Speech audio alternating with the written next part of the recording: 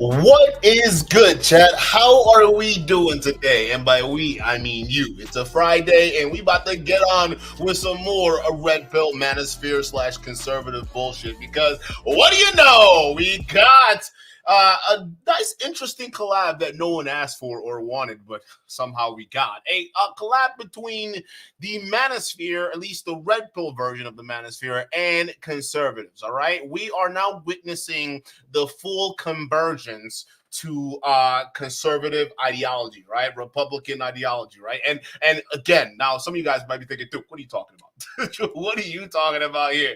All right, it's a Friday. You over here throwing all of this at us. What's going on? Can we run this back? What did I miss? Well, in case you've been sleeping under a rock or have not been following this channel long enough, listen, either or, it don't matter, because what have been predicted has been happening, okay? And why I'm saying that this is the official marriage of the red pill to conservative and the right-wing Republicans is because now Fresh and Fit are now collaborating with a lot of these big, conservative red pillars. Now, some of you guys might say, hey, Duke, hasn't Fresh and Fit collabed with, some other conservative thought leaders in the past? You might say so, but not to the likes of the Candace Owens, not to the likes of the, what do you call it? What's the other guy's name?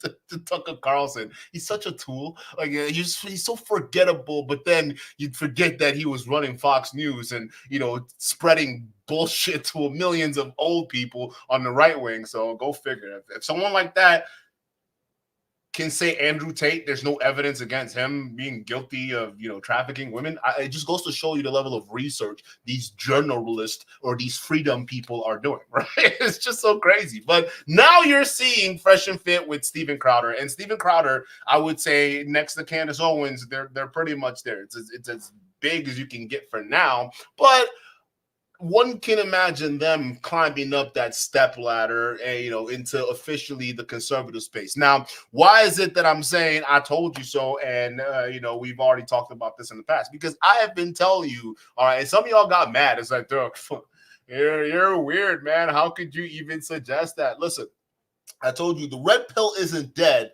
It went Republican. Okay. Again, a lot of y'all thought I was playing.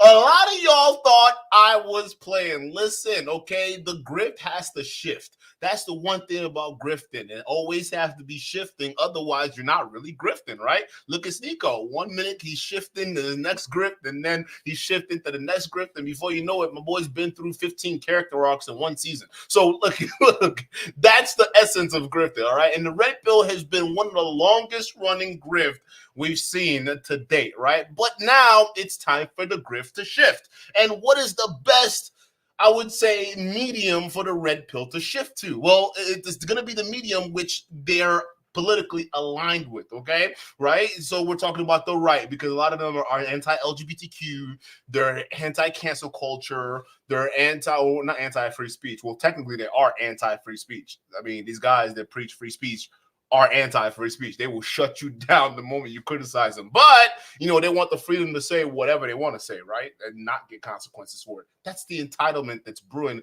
within these groups. But again, that's what we can start to see. A lot of these political ideologies that the red pill holds and conservative holds starting to align, right? To converge towards that singularity of bullshit. Now, here's the one kicker, though. There's the one kicker, and in the video we're going to play here today, okay, they kind of demonstrate that kicker, okay? Because the conservative right, although they agree politically with some of the talking points of the red pill, hey, listen, man, when it comes to the aggressive women-hating side, they don't really want to go too far in terms of the rhetoric. Now, don't let it fool you.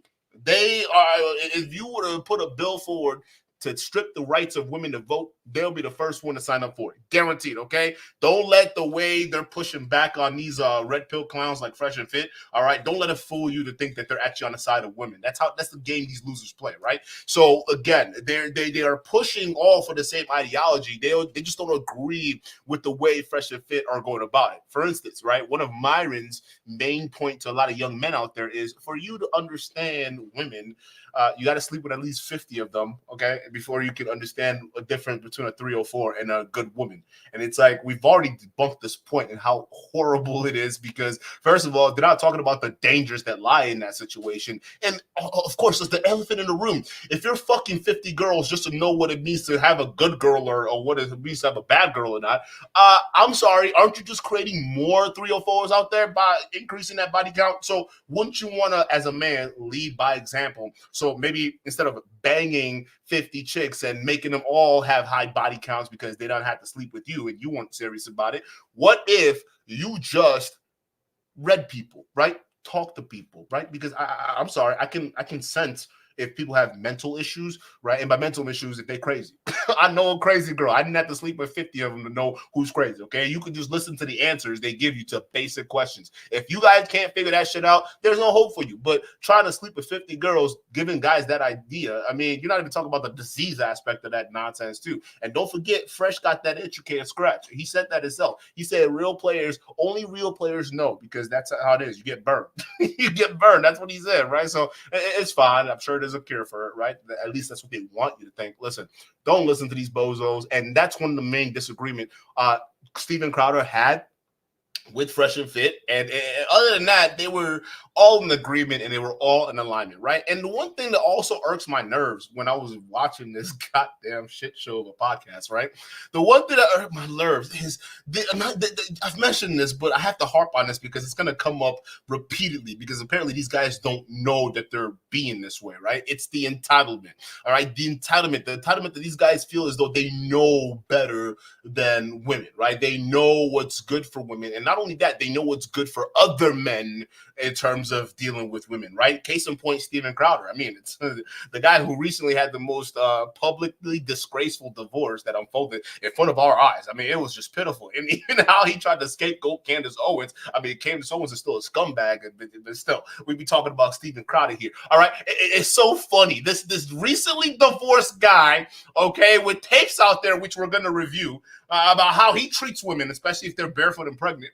Okay, his women. This guy has the balls to come out here, all right, telling you what you should be looking for in a woman, right? Telling you how you should treat a woman in order for you to, get married and find a good one to settle down. My boy couldn't keep his own wife.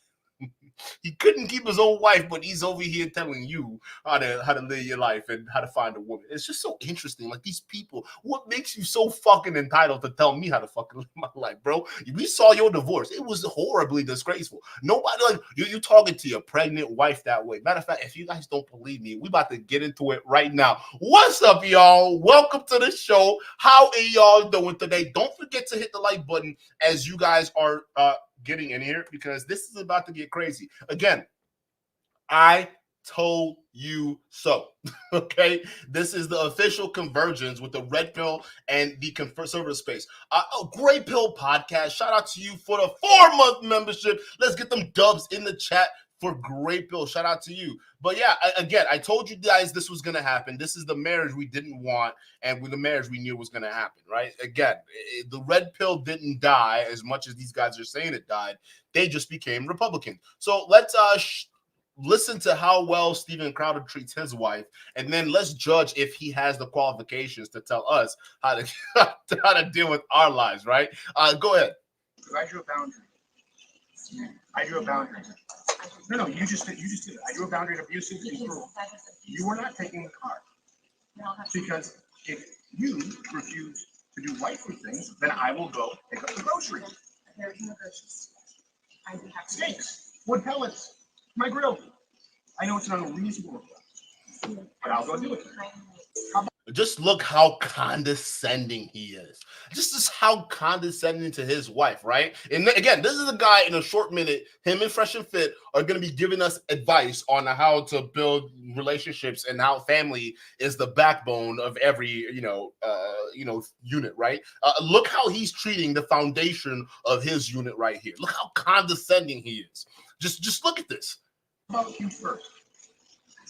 Hillary, how do you respect the man? Yes, other than that. Other than that, you see love.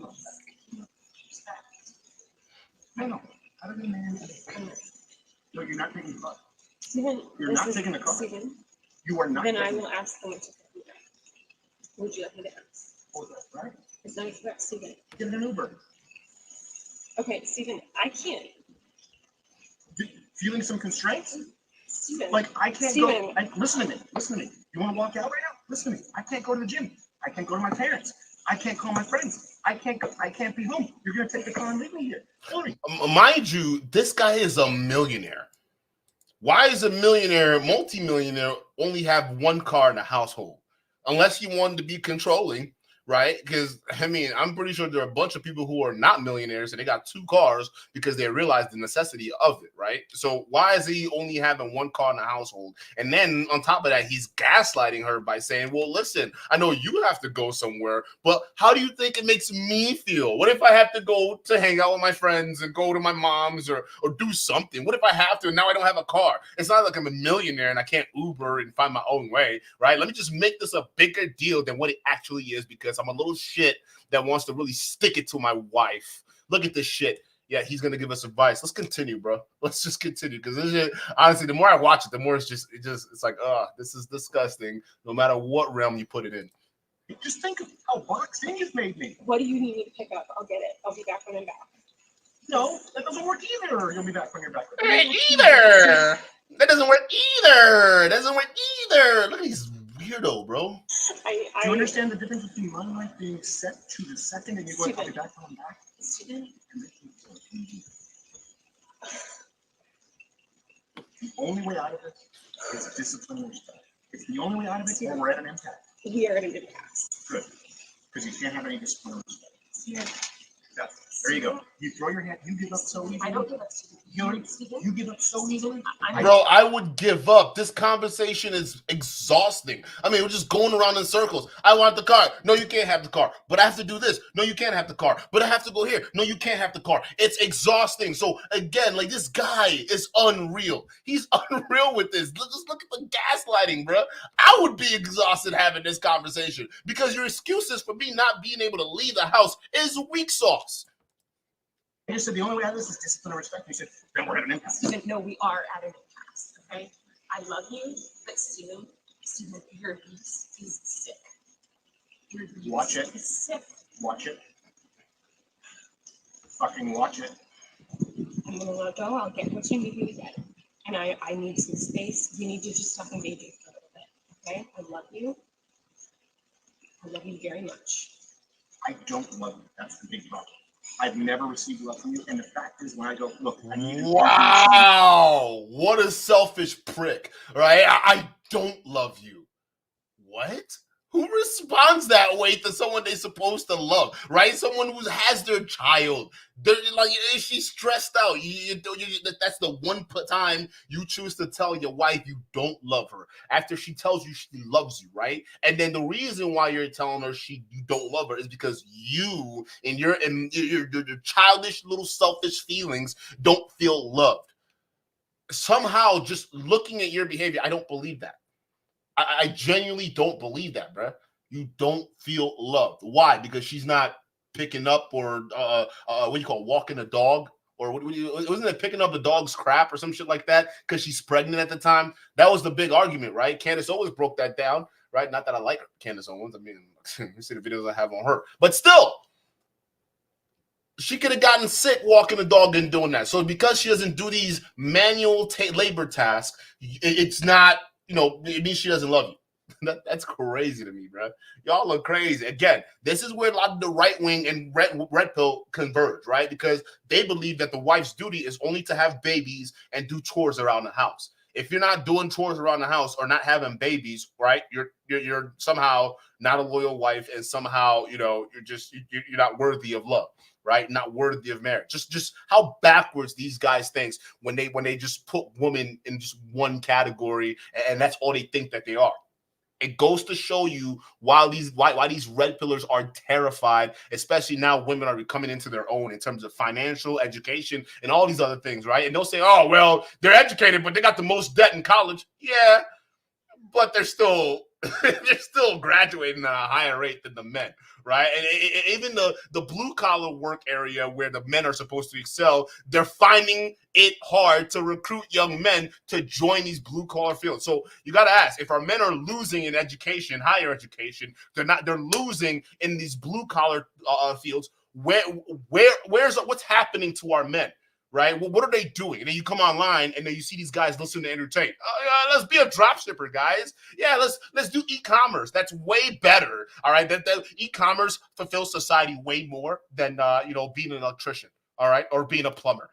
That's what it is, right? That's where these losers spend their time. Yet they want to turn around and demand respect.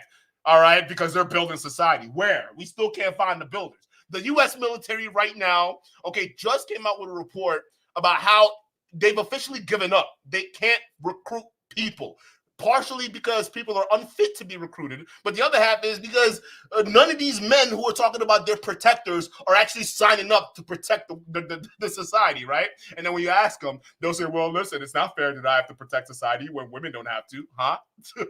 Why y'all gotta wait for the women? I thought your strength was to provide and protect. Y'all not signing up for the military. Again, y'all are LARPing because the stats don't even play out the way y'all are claiming it plays out. Y'all ain't protecting shit. Y'all ain't building nothing. we looking for y'all to build. We need more builders. We need electricians. We need plumbers. We need some guys to can move and like, it's so crazy. These people, y'all are LARPing on shoulders of people who are actually building society. And you know what's crazy? The people who are actually building society, they ain't got time to pay attention to this red pill shit because they're too busy being out there building the world. Okay, unlike you losers online. Again, this is why I don't respect y'all. When y'all come, y'all women should respect us. Y'all not doing nothing worthy of respect but complaining online. But listen, I'm sorry I had to go in for a second, chat. I had to for a second. Let's continue. No, but I love you more than life itself. Okay, put on some gloves. No, but I love you more than life itself. That's not fair. It's not fair, and it's disingenuous. Hillary, you're right in past. Become someone, day in and day out, worthy of a wife. No, not as a wife. I didn't say as a wife. Hillary, come on now. I'm not going to engage. I'm not going to engage anymore. I'm going to go. I'll text me what you need. I'll get you what you need. I love you. I'm committed to you. Just smoking right in front of his pregnant wife. Are you committed enough to do those things? I'm not going to. Are you committed enough to do those things? You're not committed to anything. And we're talking about chores here, by the way. Committed to anything.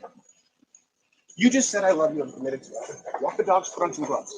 Wow, there it is. You don't love her because she doesn't want to walk the gloves and potentially contract something while she's pregnant to make her ill, right? So you're throwing a little hissy fit about that. But that's Steven Crowder. Now, let's move over to his Fresh and Fit show when they were talking about, how much they know about women. okay, and how much they know about relationships, right? We just watched a nice display of Steven Crowder and how he treats women in his relationships. So he has the authority to tell you how to treat women in your relationships, right? It's so crazy. And not only that, he has the authority to tell women how to treat other men during relationships, which is crazy because, you know, I'm sorry, bro. Who wants to be married to this shit? Okay, but let's go ahead and continue because this stuff gets very, very interesting, okay?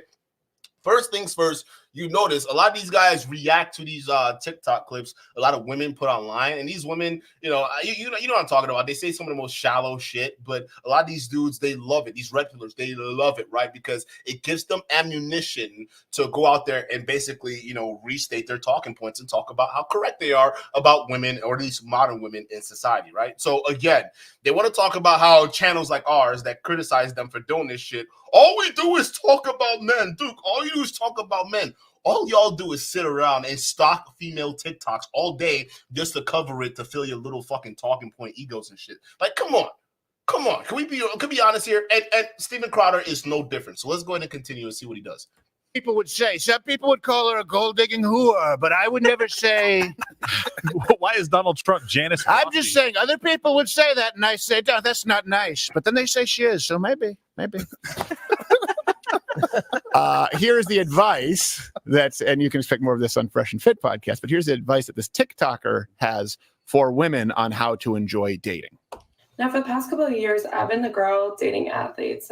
Let me tell you 4 simple things I did to completely change my dating lifestyle and make me love dating again. Number 1, no simple dates. That means no bar dates, no dinner dates, no coffee dates, no park dates. I need experiences. And if I'm trying to date multiple people and go on multiple dates during the week, I can't be drinking every night. I live in New York, but I was spending all of last month in Miami. And I was talking to this guy on Hinge, matched with him in New York. He lives in New York. He flew down to Miami to take me on a couple of dates. And one of the dates was taking me to the Everglades, like an Everglades tour. And then we went to a 5-star dinner after. In a gator You pond. might waste my time, but at least I'm going to have a fun experience to show for it. And it was semi-worthwhile. Rule number 2. Crazy eyes. I'm an expensive woman. If you can't afford me, keep it pushing. Furthermore, I'm never paying for a date. I'm not going to pay your bills, so why am I paying for dates and fine, making just you sign the accustomed prenup. to me splitting things with you? It ain't gonna happen. People tell you your standards are too high. They aren't. This is after one date. He doesn't even know my home address or apartment number. All he knows is I told him that I like to Y'all just listen how they just shaming her. Okay, again, she's got a massive bouquet, so somebody definitely paying for that. All right, again, they're just sitting there just shaming her though. But again, don't y'all just find this cringe? Look at these grown men are just going in right now. I love dating. This is why. Well, call us back in 8 years when you go, ring, ring, eggs. Oh, they're not answering. Now, I love it. It's like, she's like, I'm an expensive date. It's like, oh, Sherry's berries. Let me take my top off. I mean, Roses, how did that happen? Yeah, this is the advice that you're giving to young women. Look, and this is the thing, the whole self-love culture, it's shallow. Look, you're never going to find self-esteem through these shallow. Let's be honest, it's objectification of men. It was semi-worthwhile because he took me somewhere nice. How did he feel about it? You know, we used to talk about, hey, Motley Crue had all these, or whoever it is, insert whoever here, you know, Mick Jagger, though he slept with David Bowie, which was weird. Probably whoever his son was won the My Dad's Cooler Than Your Dad contest in the yard, Mick Jagger. But we used to talk about, hey, well, what about the group? I don't get it. They're chuckling, but he's not saying anything funny. I mean, he looks funny. This guy looks like you don't want him near your kid's middle school playground, right? With that weirdo pedo stash he's got on, bro. But like, what is he saying that's actually funny? And why are those 2 bozos in the back crackling about it? Right? Well, what's so funny? He's not saying anything funny, bro. Muad'Dib, shout out to you for the $5 super chat. Muad'Dib says, Duke, are you gonna go over the fact that Steven Crowder absolutely also sexually harasses men? I wouldn't doubt it, bro. He seems like the type of guy. He says he puts his balls. Whoa, what? He puts his balls on his male staffs and slaps their nuts in office. What? And they still work there? Yeah, nah, there's something deeper than that. There's something way deeper. Again, watch out for these overt conservative dudes, bro. What? I mean, who plays that kind of game and calls themselves straight, dog?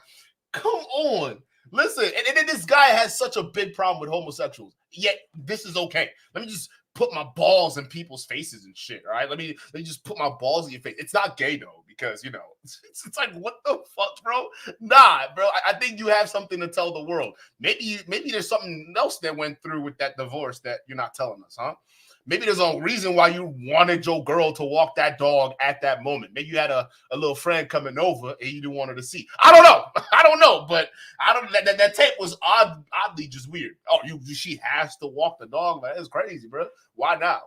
She's pregnant. Why now? Like, just let her go relax, kick her feet up, and you walk the dog. How about that? How about you show your appreciation by going ahead and walk the dog? It's just crazy to me. Pat Freeman with a $2 super chat. Shout out to you. Pat says, these guys don't want a wife, they want a slave. Facts. They want a woman to just do everything for them, and then they do nothing in return, because to them, as long as they're going out and making money, that's all they need to do, right? And it doesn't work that way anymore. Women also make money too, so now you have to bring more. But then again, guys aren't used to that, so then they flip out, and we have the red pill. Rupees, right? You're using women. We used to say it was objectification of women. What about the man? Do you think that guy just thought, oh, she's just seeing me because I'm sending her some Tiff's treats?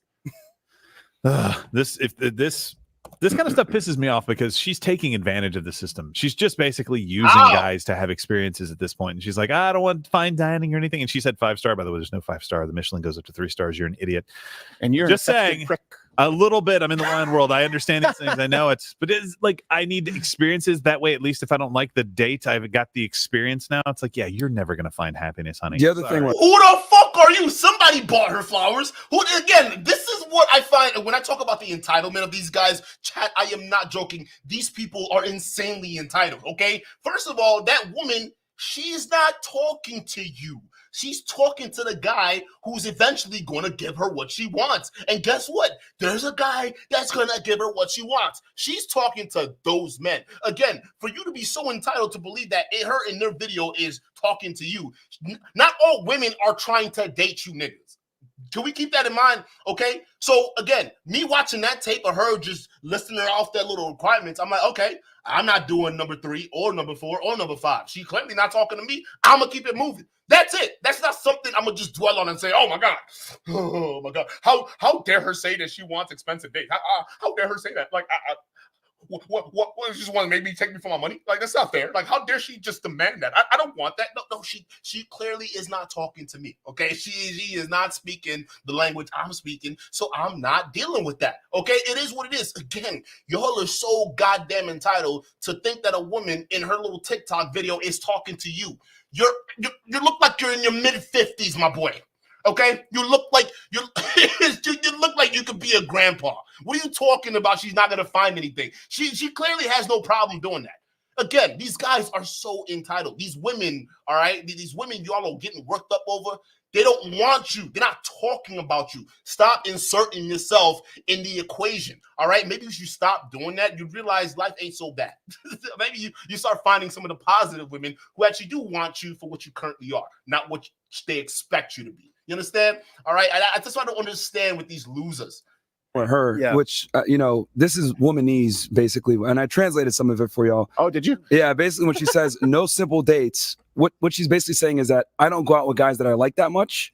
So I need to make sure I get some kind of benefit from going out with you. Okay. I'm going to be able to get an experience. So this tells me also, she said, oh, I go out with guys on Hinge. That's a lie. She's going on sugar sites. She just doesn't want to admit that on TikTok and come off as a gold digging 304, because the fact that she's dealing with guys that are want to fly down to her, buying her roses, taking her on these extravagant experiences, 9 out of 10 times she's going to meet these guys through a sugar site. They're, have more money, etc. Myron, how do you meet the women? Did you get exposed by a woman who you met on a sugar dating site? What are we doing? Again, that's her preference. If the sugar dating site is the site where that woman is going to likely find what she wants, what's wrong with that? Just like we were like, listen, she's got to have certain things for me, right? She's got to have, beautiful, dark skin, nice in the right places, right? Again, that's my preference, and not all women fit into that. For instance, there are women who have other skin colors out there that probably won't do it for me, okay? Again, Is it right for people? See, we complain when women shame us for the preferences we have, right? But then we're doing this shit. Oh, she wants this, and that. She's got to be a hoe. And the guys that are going to do it, oh, yeah, it's got to be on sugar daddy sites. These guys have to be old daddy simps, right? They don't know anything about their values and whatnot. They're just suffering. They don't know how much this girl is taking them for a loop. Again, she's not talking to y'all niggas, okay? She don't want to date y'all. The people she want to date, they're out there, and they will give her what she wants. Just like there's a woman out there for you that's going to give you what you want or has what you want, right? It just doesn't make any sense why these guys are inserting themselves in places they have no business inserting themselves in. She's going out guaranteed with older gentlemen. She doesn't find that attractive, that she doesn't like that much, but she wants to be able to help go ahead and get gifts and get some kind of benefit, which, a lot of girls do this. They go out with guys that they don't like that much for ulterior motives, while they have the guy that doesn't pay anything. They're smashing him, and they're making these other suckers pay for things, making them wait, extracting resources from them, and they're hoping, oh my God, I'm going to get laid at some point. But a lot of the times they don't, or they get starved for sex. See, and he wrote all that down very quickly. I still have a woodpecker on my. Oh, one other thing too. No one cares about Rumble, okay?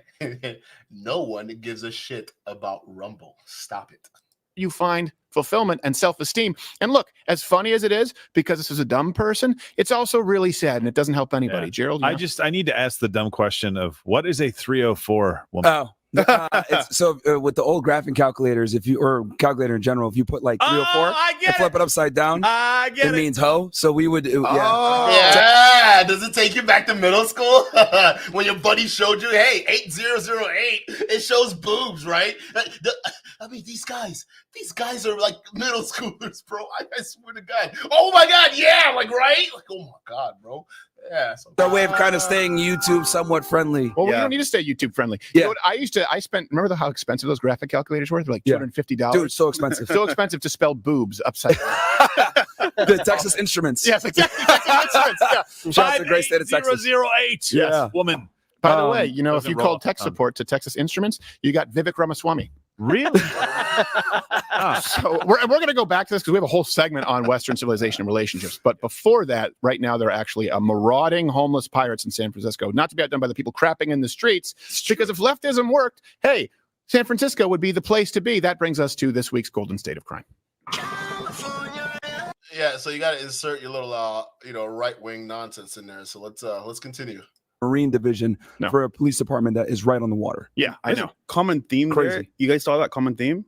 They're all black. What the heck, bro? Hey, no. That's messed up, bro. No, come on, dog. No, some of them are just gay white guys. Spice guy in there. Bro, come on, man.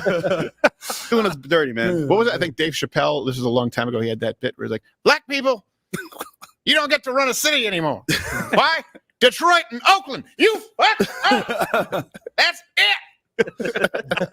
And now, I mean, what is so funny? Like, what y'all are sucking up so hard. None of this shit is funny. Even his imitation of Dave Chappelle is not even funny, bro. Matter of fact, you owe Dave Chappelle an apology for that poor performance. I think you disrespected Dave Chappelle, bro. What's so fucking funny? Like, what? Y'all just giggling over here because y'all are clout goblins. That's it, because he's got clout. That's all it is, because you know damn well that shit ain't funny. Look at Fresh. He's like forcing out a laugh right now. What the fuck is so funny, bro?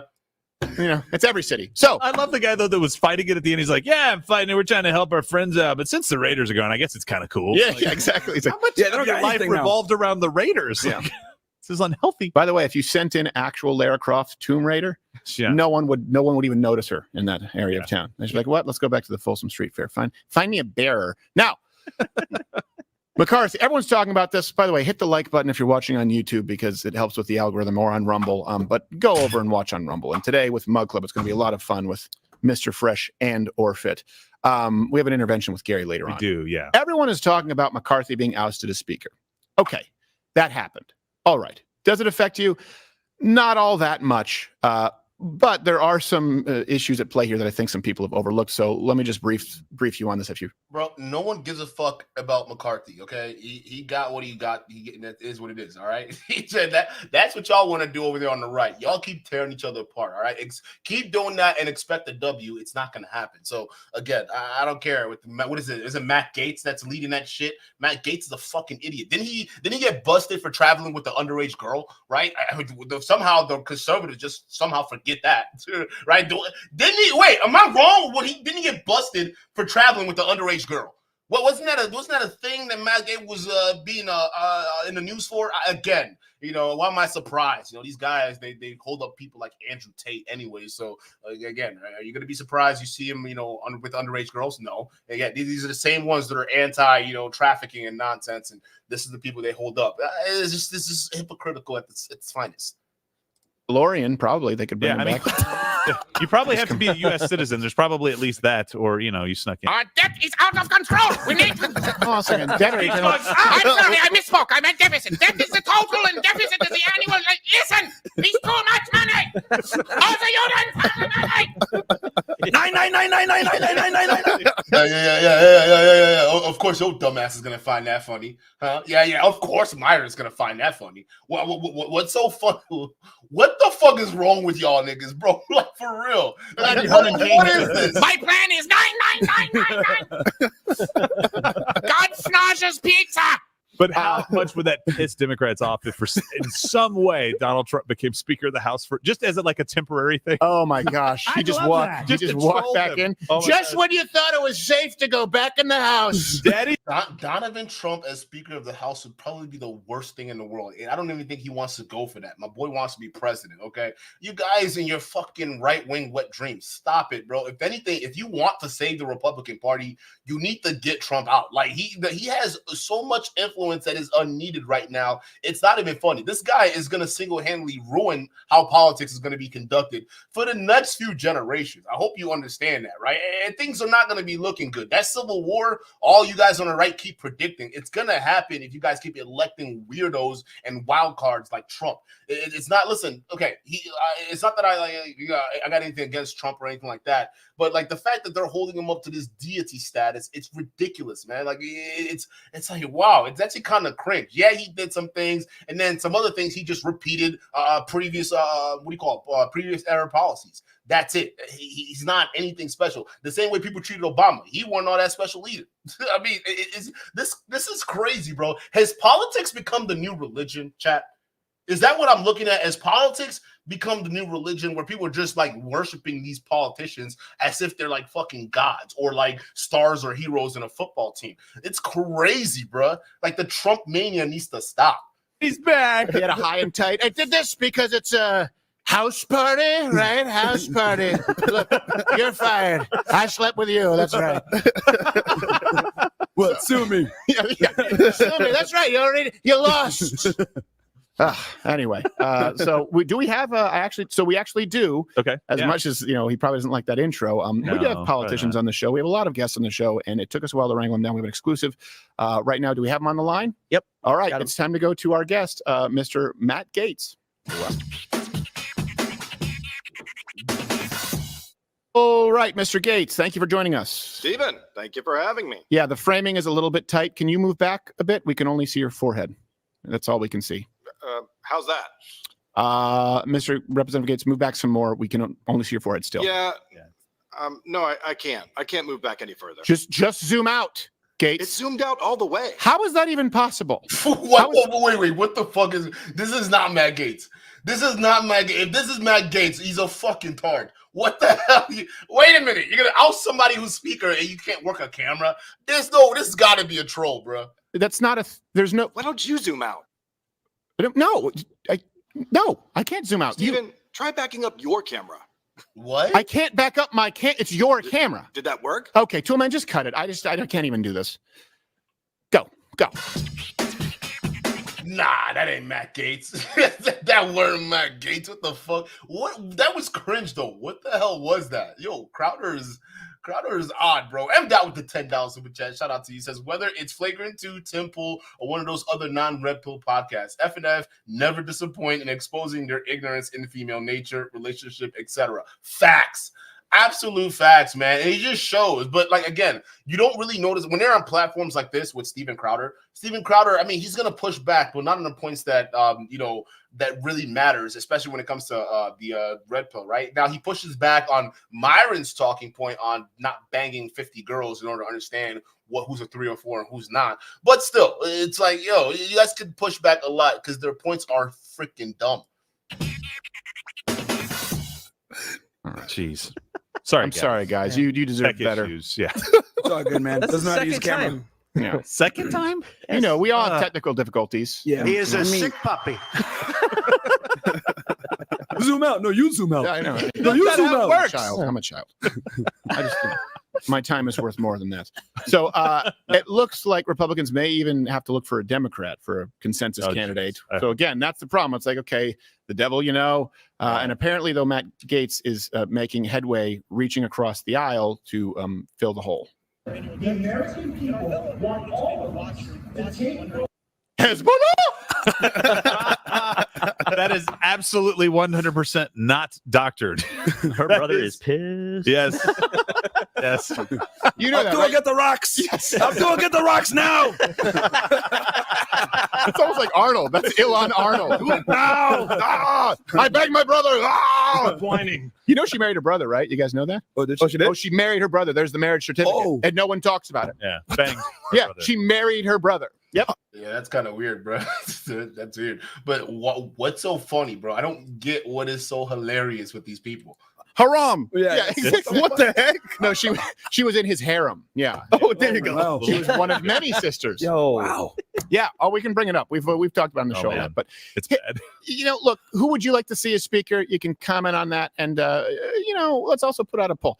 Maybe Gates and Ilhan Omar. They'd make a cute couple. Now. It's been a good run for McCarthy over the past 9 months, and even though Oh my God, bro, I don't someone care can pull about that clip. politics. You guys know that ships in the West, and these gentlemen speak about this a lot. But it is an issue. I think. Look, I've talked about this before. Yesterday, for example, when everyone was talking about McCarthy, and then we had Haya of Libs of TikTok on, and we realized that Twitter had demonetized words, and there was some censorship going on. That's the kind of thing that I find most important, because speakers come and go, as you see, 2023 to also 2023. McCarthy, the kinds of issues that affect you every single day and the foundation of society, right? Politics is downstream. I've heard downstream or upstream. It's upstream from culture. And the most important component of our culture is strong relationships and strong families. And that has been kind of circling the drain for a while now. And there are a good number of reasons for that. So I want to break it down for you, let you know kind of what the causes are, and then the symptoms that people are experiencing. Because, by the way, a lot of the time you'll get some people say, oh, like Fresh and Fit, oh, they must be misogynistic. They must hate women. No. This affects women and men negatively. The problem is that it's been spearheaded, well, by feminists, but ironically, not only feminists, but the porn industry, if you go back to the 60s and 70s as well. They were often one and the same, and now it's ended up in this unholy amalgamate that has left everyone miserable. So this clip really got us thinking to jump off with about modern relationships and dating in America. She's a 10 out of 10, but she has a higher body count than you. Oh, I don't care. Vibes. I knew you were going to say that. You have 1,000 bodies on me. That just shows that you're secure, because any insecure guy would be like, I can't do it. It has nothing to do with me. It's how am I going to judge a person based off a past I wasn't a part of? Tell that to a judge. Hey, he skinned 9 people alive and ate them. I wasn't there. Yeah, it wasn't my fault. She's pretty. How the hell does that even equate, bro? Wait, what? How do you get skinning people from that? Listen, it's just body counts to most people don't matter. The people who focus on it, okay, fine, they can focus on it, but that don't mean shit. There's no direct study to say that body count leads directly or correlates with a poor relationship or a poor person being a girlfriend. There are guys out there like what do you call it, Mr. Donnie Boy over there. He's getting married to somebody. They probably got a higher body count than him. All right. Fresh and Fit, all the women they hang around with all have higher body counts than them. So I don't get it. I don't understand what the issue with body count. And that's him. He's not. If she's a 10 out of 10, he don't care. All right. There are lots of dudes out there that don't care. They're not going around saying, well, what's your body count? How many men did you sleep with? To them, it doesn't matter. They're just there for the experience. It is what it is. I didn't see nothing. So let me give you a few stats here to undergird this. All the references are available, and then we'll open the floor to a discussion. So modern dating in America. Okay, let's go through young men first, okay? In 2023, 63% of men under 30 are single, okay? 34% of women under 30 are single. Now, if you compare that to 1980, that was 24% of men were single, 41% of women were single. So that number has switched. First off, it's gotten higher in both categories. but it's also switched here where you said there were more women who were single back in the 80s than today. Now, today, only 50% of men are even actively seeking a relationship, right? Women find 80% of men below average. In other words, there are more men now who are single than women. That's a huge switch. There are more people overall who are single. Half of men say, I have no desire to change from being single. And then 80% of women are saying, well, most men aren't worth me ending my life of singlehood. Again, that 80% they're talking about, it's an OkCupid number. It's not like an actual study that was done. It was a dating app, a survey that was taken over, right? And realistically, what do we know about dating apps? It's all about just features and like pictures, right? So if the person has good features and the picture's nice, you're gonna overwhelmingly get the dub, right? For most women. That's dating apps. It misses out so many other aspects when it comes to dating and relationships. So again, you're quoting stats that are from OkCupid, but we don't even have studies that are done. What do women actually select for in a relationship? Are they actually finding 80% of men unattractive? I would say that's probably impossible, just based on how relationships are right now. Yeah, there are people who are still living together. Maybe the marriage rate might be down or anything like that, but it doesn't mean like 80% of men aren't finding relationships out there in America. That's crazy to me, bro. That means that before we get to marriage, you're not going to have meaningful relationships, and people are having fewer meaningful relationships than ever before. So let's start this off with the causes, okay, where this started. And we don't have okay, so let's go back then. Okay, no-fault divorce is number one. That's one of the causes here. A lot of people don't know about no-fault divorce, how it changed. A lot of people don't know where it came from. So Hugh Hefner and Dr. Kinsey, the guy who said that everyone should be able to have sex with everybody, his Playboy Foundation, they were the first to actually underwrite legislation on no-fault divorce, okay? And they were supported by a lot of feminists. Now, the reason for this, just to be clear, is before no-fault divorce, there was a fault. It was either cheating, abuse, or abandonment, meaning that if someone cheated or if someone physically abused someone, they had to pay, right? It's not as though there were no consequences. And if there wasn't cheating or abuse, then it constituted abandonment. All were considered a breaking of the contract. That then switched in 1969 in California. The first no-fault state, actually Ronald Reagan, he said it was one of the biggest mistakes that he's ever made, no-fault divorce, where it just said you can leave and break the contract for any reason, and there's no one at fault. So just to be clear, before that, it didn't mean that you could just cheat at will as a man or a woman, but let's be honest, they were more concerned about men, and leave scot-free. No, if you cheat... Bro, the highest group of the highest demographic that cheats more than anything else are married men. What are we talking about here? Like, out of single men, like, married men cheat more than single dudes. Are we kidding you here? Married men keep the brothels open. What are we doing? It's been like that for history. I don't know what it is when you get married and feel the need to just start doing things, but that's what happened. So again, you would talk about no-fault divorce. People would have still been getting divorced because people cheat, even when that law was instituted, right? Now it's just making it easier for people to, hey, if there's an abusive situation, it's time for you to leave, right? And what constitutes abuse? Well, that's up to them. Whereas before, it had to be something completely different, okay? Again, it's just more of let's bring us back to the old ways where we had more of the control and we had more of the authority. And it's like, come on, bro. Like, again, no-fault divorce. This is one of the go-tos for a lot of these red pillars to blame when they talk about a downfall of society. No-fault divorce. Listen, bro, I'm sorry, but if we brought that back and Myron's over here talking about, men can cheat in a relationship because it's not cheating, it's exercising options, I think a lot of men would be screwed.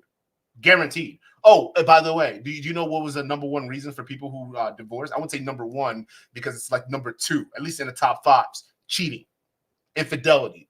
That's one of the biggest breakups of marriages because people cheat. So again, I don't know what. It's just like Jesus Christ. Matter of fact, wasn't it before like no-fault divorces if men cheated on their wives and stuff like that? Let me just continue because I want to get in too far into this, right? Because we're gonna get into a rabbit hole I don't even want to get into. But again, this dude, he's just so condescending. You broke that contract. Now, we need to be clear about this, too. The reason that Hugh Hefner and people on the extreme left, the pornography industry, were pro no-fault divorce is because they actually wanted men to live consequence-free and be able to cheat and not have to pay out half. And then it morphed into, the primary earner pays out half. So number one is no-fault divorce. Number two is feminism, okay? 1970s, there were three feminist books that were written by three prominent feminists. But there were three books that really kind of just ruled the bestseller list. One was Kate Millett's Sexual Politics, one was Germaine Greer's The Female Eunuch, and then the other one was Firestone's The Dialectic of Sex. Now, these books railed against the nuclear family, and they told young women that, hey, you'll be free if you are more sexually predatorial. We now have birth control. Isn't it great? Go forth and know being a whore better, man. So that's what happened. Women thought that it was going to be their liberation. And now you see plenty of videos like this on TikTok or on Instagram where these self-professed liberal women, they have this cognitive dissonance and they don't know how to figure it out. This clip is sad, but hilarious. Do you want to know one of the saddest realizations I recently You had? guys know this one. Yeah. Was that as a liberal woman, it is really hard to find a man who is willing to play the more traditional masculine role in the relationship in today's day and age, who is not a conservative. A man who wants to pay on the first date, who wants to open your door, who has that want and desire to take care of you and to provide, who is not a conservative. And obviously, as a liberal woman, I do want to be respected for my independence. And I do want to have my own autonomy in the relationship. Independence, but I don't go Dutch. Or conform to the traditional female homemaker, childbearing role. And most of the men that I've dated who do have that more natural provider masculinity about them are normally conservative. So I don't really know what to do because I don't want to compromise my morals and values just to find a man. But am I asking to have my cake and eat it too? Yes. Well, thank God we're not in the fat pride territory. So, it's allegorical. Incredible. But I want to toss to the people who are, and we'll take your chats afterward. Hey, has this made your life better, single people out there? Do you believe that your life is better now due to the way that we've changed the dating pool, the current environment? What are you talking about, Steven? You sound like a tart. Like, again, just because more people are single does not mean being in a relationship is the sole reason for them to be happy. I'm sorry, but one of the most stressful thing I've ever been in is a relationship, okay? Again, relationships aren't all that. Like, even if you get married, there's a whole lot of work involved, okay? And some people aren't built for that type of work. They think that they are, all right, but they're not built for it. Doesn't mean it's the end-all, be-all for happiness. Again, these guys are trying to say the main reason why women aren't happy, okay? Women in society aren't happy is because you guys can't get married and you guys can't find men and things like that, right? And the same thing vice versa, they like to say for men. Do we think that's the only reason why they're unhappy? Come to find out that out of that chunk of men who are single, most of them prefer to be single. Out of that chunk of women who are also single, most of them prefer to be that way. So again, maybe we should try to think about what else could be factors that can contribute to people's unhappiness. I don't know. Could it be like the economy sucks, inflation's high, and rent or getting a house is pretty much out of most people's reach, right? Student loans are about to hit, so people are going to be paying out the nose for it. Could it be that there are other stressful factors going on in the world that could stress people out, okay, that could add to the position of not being in a relationship and things like that? Because, yeah, I agree, dealing with those financial stressors by yourself, it's difficult, okay? But it's not because you can't find a man or you can't find a woman or you can't create a family that you're going to be depressed wholly. I mean, come on, bro. There are certain people that are just built differently, and society clearly doesn't go that way anymore, which goes back to my economical argument. It's expensive to raise a child. It's expensive. All that stuff's just expensive, bro. Again, most people aren't even built for that nowadays. These guys, man, and they're so condescending when they talk to you about this stuff. Like they know, yeah, if more people were just married, I guarantee you people would be happier. What? No, that's not true. That really isn't. People weren't happy even when they were married. Really quickly, some consequences that are incredibly severe. We talked about people who are not interested in relationships, but since these changes, and again, it goes back to no-fault divorce, feminism, and porn. These were all the same, by the way. They were tied together. It was pro-porn, pro-sex, and no-fault divorce. Okay, now the divorce rate in the country, the 50% divorce rate is kind of a myth, though it has gone up. Women initiate 69% of all divorces, just to be clear. And infidelity and physical abuse are not even the top 5 reasons listed. Marriage rates are at their lowest point. Whoa, hold up. let me just Google this here real quick. I think infidelity is a top 5 reason. Hold up. Let me just look up top 5 reasons people get divorced. Oh, here we go. Let's pull it up here. Infidelity is number 1. Hold up. Let me. Steven Crowder, you tard. What the fuck are you talking about? Infidelity, and this is just what is this? Okay, so infidelity, heart-wrenching, breach of trust is one of the most devastating reasons couples face divorce. So if 69% of the women are filing for divorce, does it mean that in those relationships, somebody was being unfaithful? Right? Lack of intimacy. Somebody was doing that. Maybe on the woman's side, maybe on the man's side. We don't know. But for this loser, Steven Crowder, to say that's not even on the top. That's not even on the top 5%. 5 reasons why people get divorced. It's like, huh? What stats are you looking at? Infidelity is like, if not number 1, sometimes number 2 or 3. But it's a top 5 reason people get divorced. What are you talking about? Again, this is how they just side skirt certain stats just to make it look like the women are completely responsible for this, right? The men have no responsibility or accountability whatsoever. It's just, yeah, it's women's fault, right? They initiated 69% of the time. And, things like infidelity, that had nothing to do with it, even though infidelity, look it up. Guys, Google it right now. I implore you to do that. Type in top 5 reasons people get divorced, right? Top 5 common reasons. Infidelity is number 1 in almost all cases. Let me look at another site real quick, okay? Let me look at a site that people would trust here. This one says infidelity as well. Like, look at this shit. Look at this. Hold up. Let me pull this up. This is Forbes. This is Forbes. Okay, they got the chart right here. Look at this. All right. Number 1 is lack of family support. Number 2, infidelity or extramarital affairs. Like, I'm telling y'all to just Google this. So what the fuck is Steven Crowder talking about that infidelity is not a top 5 reason? These guys, I mean, again, these are the guys that are supposed to be educated and they're supposed to know more about what's going on in society than liberals. The fuck stats are you listing out here, bruh? And physical, women initiate 69% of all divorces, just to be clear. And infidelity and physical abuse are not even the top 5 reasons listed. Marriage rates are at their lowest point ever. And then we'll get into, before we get to marriage, the reason that people are just checking out of the dating pool for serious relationships whatsoever. I mean, you guys talk about this a lot. And I think a lot of people think, well, why is this happening? It's not that confusing when you actually look at the environment. Yeah. Bridal companies are actually like going out of business now too. Really? Yeah. Yeah, we did an episode on it. It's I thought that was a license to print money. It used to be. Yeah. Used to be. Yeah. Part of it is just that those things are insanely overpriced and inflated. Are you kidding me? Anybody who's ever planned a wedding and go to one of these companies, you would see how insanely expensive these things are. All right, even some of these bridal companies, like, oh my God, well, my girl's wedding about $35,000 is what the wedding cost. 35 grand, and that's on a low end. And guess how much? It was 15 bands for just the venue and catering alone. What are we talking about here? All right, to get the outfits for her and her ladies that were going to be part of the crew. All right, that was $7,000.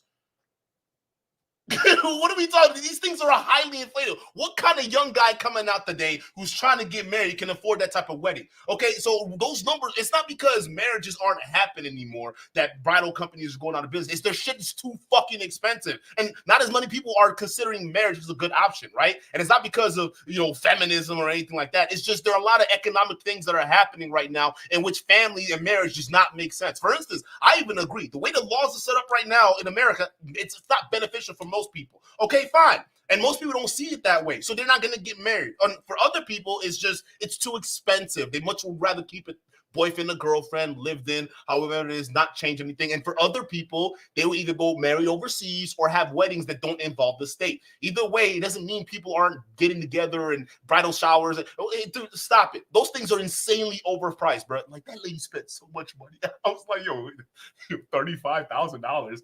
What the fuck? Why? That's like, yo, that's crazy. Tell me, hey, yo, chat, let me know if you guys have ever been married. What is the most you've spent on a wedding? Or you've seen someone or you've gone to a wedding and how much have they spent, right? What is the most you spent on a wedding or you've seen someone spend? How much money have they spent? Because if $35,000 isn't a lot, I don't know what else to tell you, bro. Weddings are insanely expensive. Yeah.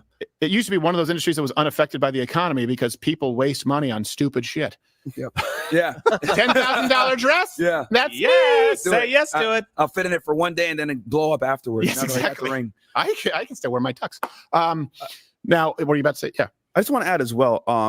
The question is, how do you destroy a country that's great? Yeah. And it's destroying the family first. And I think I want to add here as well, social media played a huge role in this because, once again, TikTok is spreading a propaganda where they push women to be independent, be that woman. You see early on those TikTok videos. And then men are becoming. God damn. Ombreon 188. $50,000 for a wedding? Holy shit. God damn, that's expensive. Whoa. Yo, I'm sorry, dog. That's too much. I'm saying, yo, call me great value. $50K for a wedding? God damn, that's a lot of money. I thought $35K was a lot. 50? Whoa, that's insane. Let's see, I shout out to you for the $2 super chat. Crowder certainly wasn't happy when he was married. Facts. My boy was putting balls on other men. That's what he was doing when he was married. Clearly, he wasn't happy with his home life. I mean, come on. But $50,000. Oh my God. Becoming less like men. So it's kind of like this whole culture of being in social media world and what's happening destroys the whole family completely. Yeah. And you hit the nail on the head with a lot of the problems. Like I pretty much was writing down, I was like, feminism leads to birth control, which then leads to sex without consequence, which then leads to divorce. Then that destroys the family. And then on top of that, to compound the issue, you add in social media, just like Fresh was saying, women have more options than ever before. Right. So when women have a lot of options and they feel that there's a bunch of suitors that can take care of them, or they believe so, even though because women make this terrible mistake of thinking. Bro, this is such a shameless plug for Rumble. Nobody is going to the backwaters of YouTube's rejects, okay? No one cares about fucking Rumble. Stop overly promoting this shit. We know you guys want a deal. It's not happening. Now, so I don't think that's what that means, but yes. Here's some of the consequences, by the way, like you're talking about. We have these numbers. We'll make them available to you. You know, the body counts people talk about, the promiscuity, right? Women control access to sex. They're taking advantage on dating apps like Tinder. Men swipe right. So right's the good thing? Yeah. Right means that, hey, I like this person. Okay. Men swipe right far more often than women. Women swipe right only 5% of the time. Men, 53% of the time. Wow. And by the way, Tinder is also not a good place to find meaningful relationships. Yeah. And to sort of put a face to it, an altered face to it. Social media influencer, and this, I guess she's a fitness model, Brittany Renner. Oh man! And by the way, fitness model for women just means you're just not fat. Like this is one thing too. When women say like, you have no idea what it's like to have these body standards. They were doing pull-ups before the show. Like, you have any idea how hard it is to be lean and muscular? It's like just don't be Tess Holliday, and guys will find you attractive. Yeah. So Brittany Renner, who's a fitness model, made internet waves talking about her body count on the Bus Confessions podcast. Oh, that's a good sign. So you said your count is 35? Okay. How do you feel about that number? It's kind of like annoying because at least I'm gonna be real with y'all. I know girls that got higher bodies than that. Bro, I even feel cringe because my body is probably higher than that. So like I don't get, like, y'all are tripping over 35. That's crazy. Is that a lot? That's crazy, bro.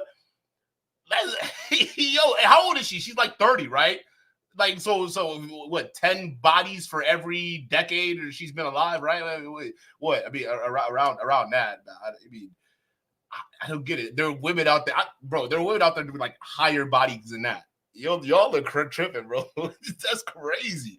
I mean, maybe to some guys, 35 is a lot, right? Because maybe they have below that. Maybe that's why Myron pushes for guys to have sex with 50 women, because they want to make sure they beat the Brittany Renner average. All right, as long as you're beating Brittany Renner, you're high value. I don't know, because 35, bro, that is, yeah, bro, that makes me feel kind of guilty. I ain't gonna lie, bro. Like, that shit kind of makes me feel kind of icky a little bit. Like, it's crazy. Like, yeah, my shit definitely higher than 35. So am I a hoe? Am I a hoe? Like, is that what it mean? God damn, bro, that's crazy. half of my list She's in I a only bus. have one time. Oh, okay. So, but I still have to wear those. Yeah, you know what I still mean? have to have It still happened, you know. But I think that's the only thing that's annoying is The that music is annoying. that's my number, and I can't even have on a regular basis. It's usually quarterly. Like, that's kind of been my schedule, unless Like I'm taxes? in a relationship or talking to someone. So do these guys have low body counts? Wait, I'm sorry. So was Fresh lying about the 1,300 body count? Because compared to Fresh or the 1,000 leg count he has, 35 ain't shit. What, like, if anything, Fresh should feel dirty for having that much compared to 35. That's like crazy. Now, if she had like 1,000, like the same as Fresh, I'd be like, yeah, that's crazy.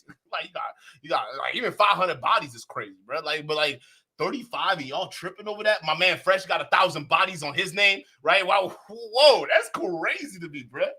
Like, I got more than 35. I'm gonna tell you that right now, bro. Like, I don't know why that's such a, again, and it's so cringe that Brittany Renner is doing this, because I don't even think, maybe to her that's a lot, but man, I'm telling you right now, bro, there are girls in college that got body counts. Wait, let me stop talking. Let me stop talking, though. That pre-commitment phase, which has not been anything recently. Yeah, it sucks. So over probably about half my list one time. So how bad are you in bed? Now, getting rid of well, that's a lot. That's a lot the of moral ones. idea. The moral consequences, like that. At a certain point, it's you. So many of the people that I slept with, didn't come back for seconds. Yeah, if they're not leaving with a smile on their face, you're doing it's not something that wrong. complicated for men. Yeah, I want to mention too. I don't know. PJ Washington wiped that up, and now he's stuck for the next 18 years. So I'm sorry. I don't think he can just walk away like that. It's not how child support works. Okay, Brittany Renner looks that good, and it make a dude want to have a baby with her. Do women ever tell their real body count? Just being I don't frank think here? so, right? We never really we have know. an equation. It's actually multiplied by 7, add another 10, then divide by 1. Wait, who are these women? Roadies for Van Halen? What was that line in Clerks when he's at?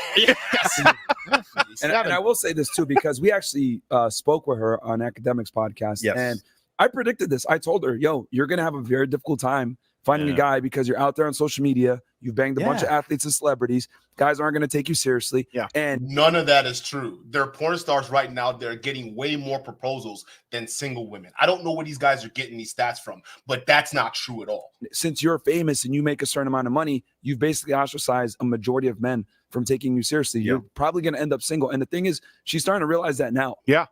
No, you're absolutely right. And I don't think we need to run another clip of her, because we get the point. She likes sleeping with guys. They don't like sleeping with her. Now, she slept. How many of y'all actually believe that? Come on, bro. You saw, y'all remember Charleston White, Mr. Macho over here? He got canceled, by the way. Thank God. Thank God. Get that nigga off the air. He needs to go. All right. But like still, when Brittany Renner was twerking on Charleston White, okay, you can literally see the moment where his soul left his body. Guarantee. Matter of fact, I'm gonna pull that shit up. All right. When she was twerking on my dude over here, okay, you saw his soul left his body. Everything, inhibitions out the window. My boy was ready. He was ready to risk it all on that podcast. Right then and there, all right? They didn't give a shit if she was throwing water on them. Matter of fact, they're like, hey, can you pour some on yourself? That's probably what's running through the mind of them, bro. I'm telling you right now, dude, these guys that are saying, Brittany Renner, you're going to be alone. You have 35 bodies. 35. No, I'm going to guarantee you right now, you would fold if she put that thing on you. Guarantee, bro. I'll put 5 bands on that shit right now. Y'all take one of these average incels, sit him down, get Brittany Renner in like just the most sexiest outfit you've ever seen her in, right? And she's twerking on one of these fools. They are gonna fold. It's only a matter of time. So the way they just talk it's just, again, more projection, and it's just so childish to me. 3 in one day, though. I think that's an important note. You don't have to run the clip. I'm just saying that's the before reveal. you feel bad for her. Yeah. I mean, she did the hat trick. Maybe it was 3 in one day. And here's the thing, you guys do this Monday, Wednesday, Friday. You said your show. Yes. And Nick DiPaolo's on Mug Club every day at 5 p.m. And the reason we brought him on is, first off, he's the OG. Like, if you ask other people in the industry, they'll say, oh yeah, Nick's the guy. He's as funny as they get. He's been talking about this for a very long time. Now, again, I'm not saying that he's a Christian conservative. He's an agnostic, rough around the edges guy, but he talked about the idea of women's body count and even the sort of secular idea that, hey, you want to test drive a car, right? Some guys would say that. This is from 20-something years ago, at least, Nick DiPaolo discussing this issue. You could be the biggest whore for the first 30 years of your life, the NBA West, East, and South, and still have the pussy of a Girl Scout when you're 76. They tighten the vagina. And you're deceiving men when you're doing that. It's like rolling back the odometer on a used car. You're talking about vaginoplasty. That's a real thing, man. Like it is. Well, we know girls that are in my lifestyle, and literally they'll be pretty much with basketball players, football players, and then they go get the surgeries like, oh, I'm a new body now. I'm like, no, you're not. You're still the same person. And it's interesting that he said this 20 years ago before the explosion of social media. It's even worse now because a regular girl will get DMs from athletes, celebs, guys that are top tier, and they have access to them now because of the internet. And so what? Why? What's the problem with that? I mean, it's just another avenue. So athletes, ballers, they want to holler at them. That's fine. Do every girl holler at those ballers and athletes? Not every girl does that. Right. And I'm sure they're not in every girl's DMs. That'd be fucking weird. There's only so many athletes and ballers out there, and there are millions of women. OK, so there's some women who don't have them niggas in their inbox. OK, so let's be real. And honestly, is it really a good thing to have a high value guy just itching around your inbox? After all, look at the women that were itching around, that Andrew Tate was itching around in their inboxes. It didn't turn out too good for them, and it didn't turn out too good for him either. All right. So again, just because the internet opens things up where a lot of women and men have access to the women who want that, all right, it does not mean it's the women's fault for just taking, what the men are offering. At the end of the day, it's the men who are offering, and it's usually the high value men. So why don't you just blame the high value men? Matter of fact, why y'all niggas trying to become something that you hate? I mean, really think about it. It's the high value men that are flying out these Instagram girls, right? You average dudes don't got the money to fly a girl out. So clearly none of this applies to you. None of this shit applies to you. They're the ones who are flying the girls out. Matter of fact, doesn't Fresh and Fit do that shit? Wasn't Miranda flown out? So again, she's that, and Miranda got that average girl looking face. Fresh is that dude that flies them out. He is that guy that is actively competing against you. Why? Do y'all want more of that?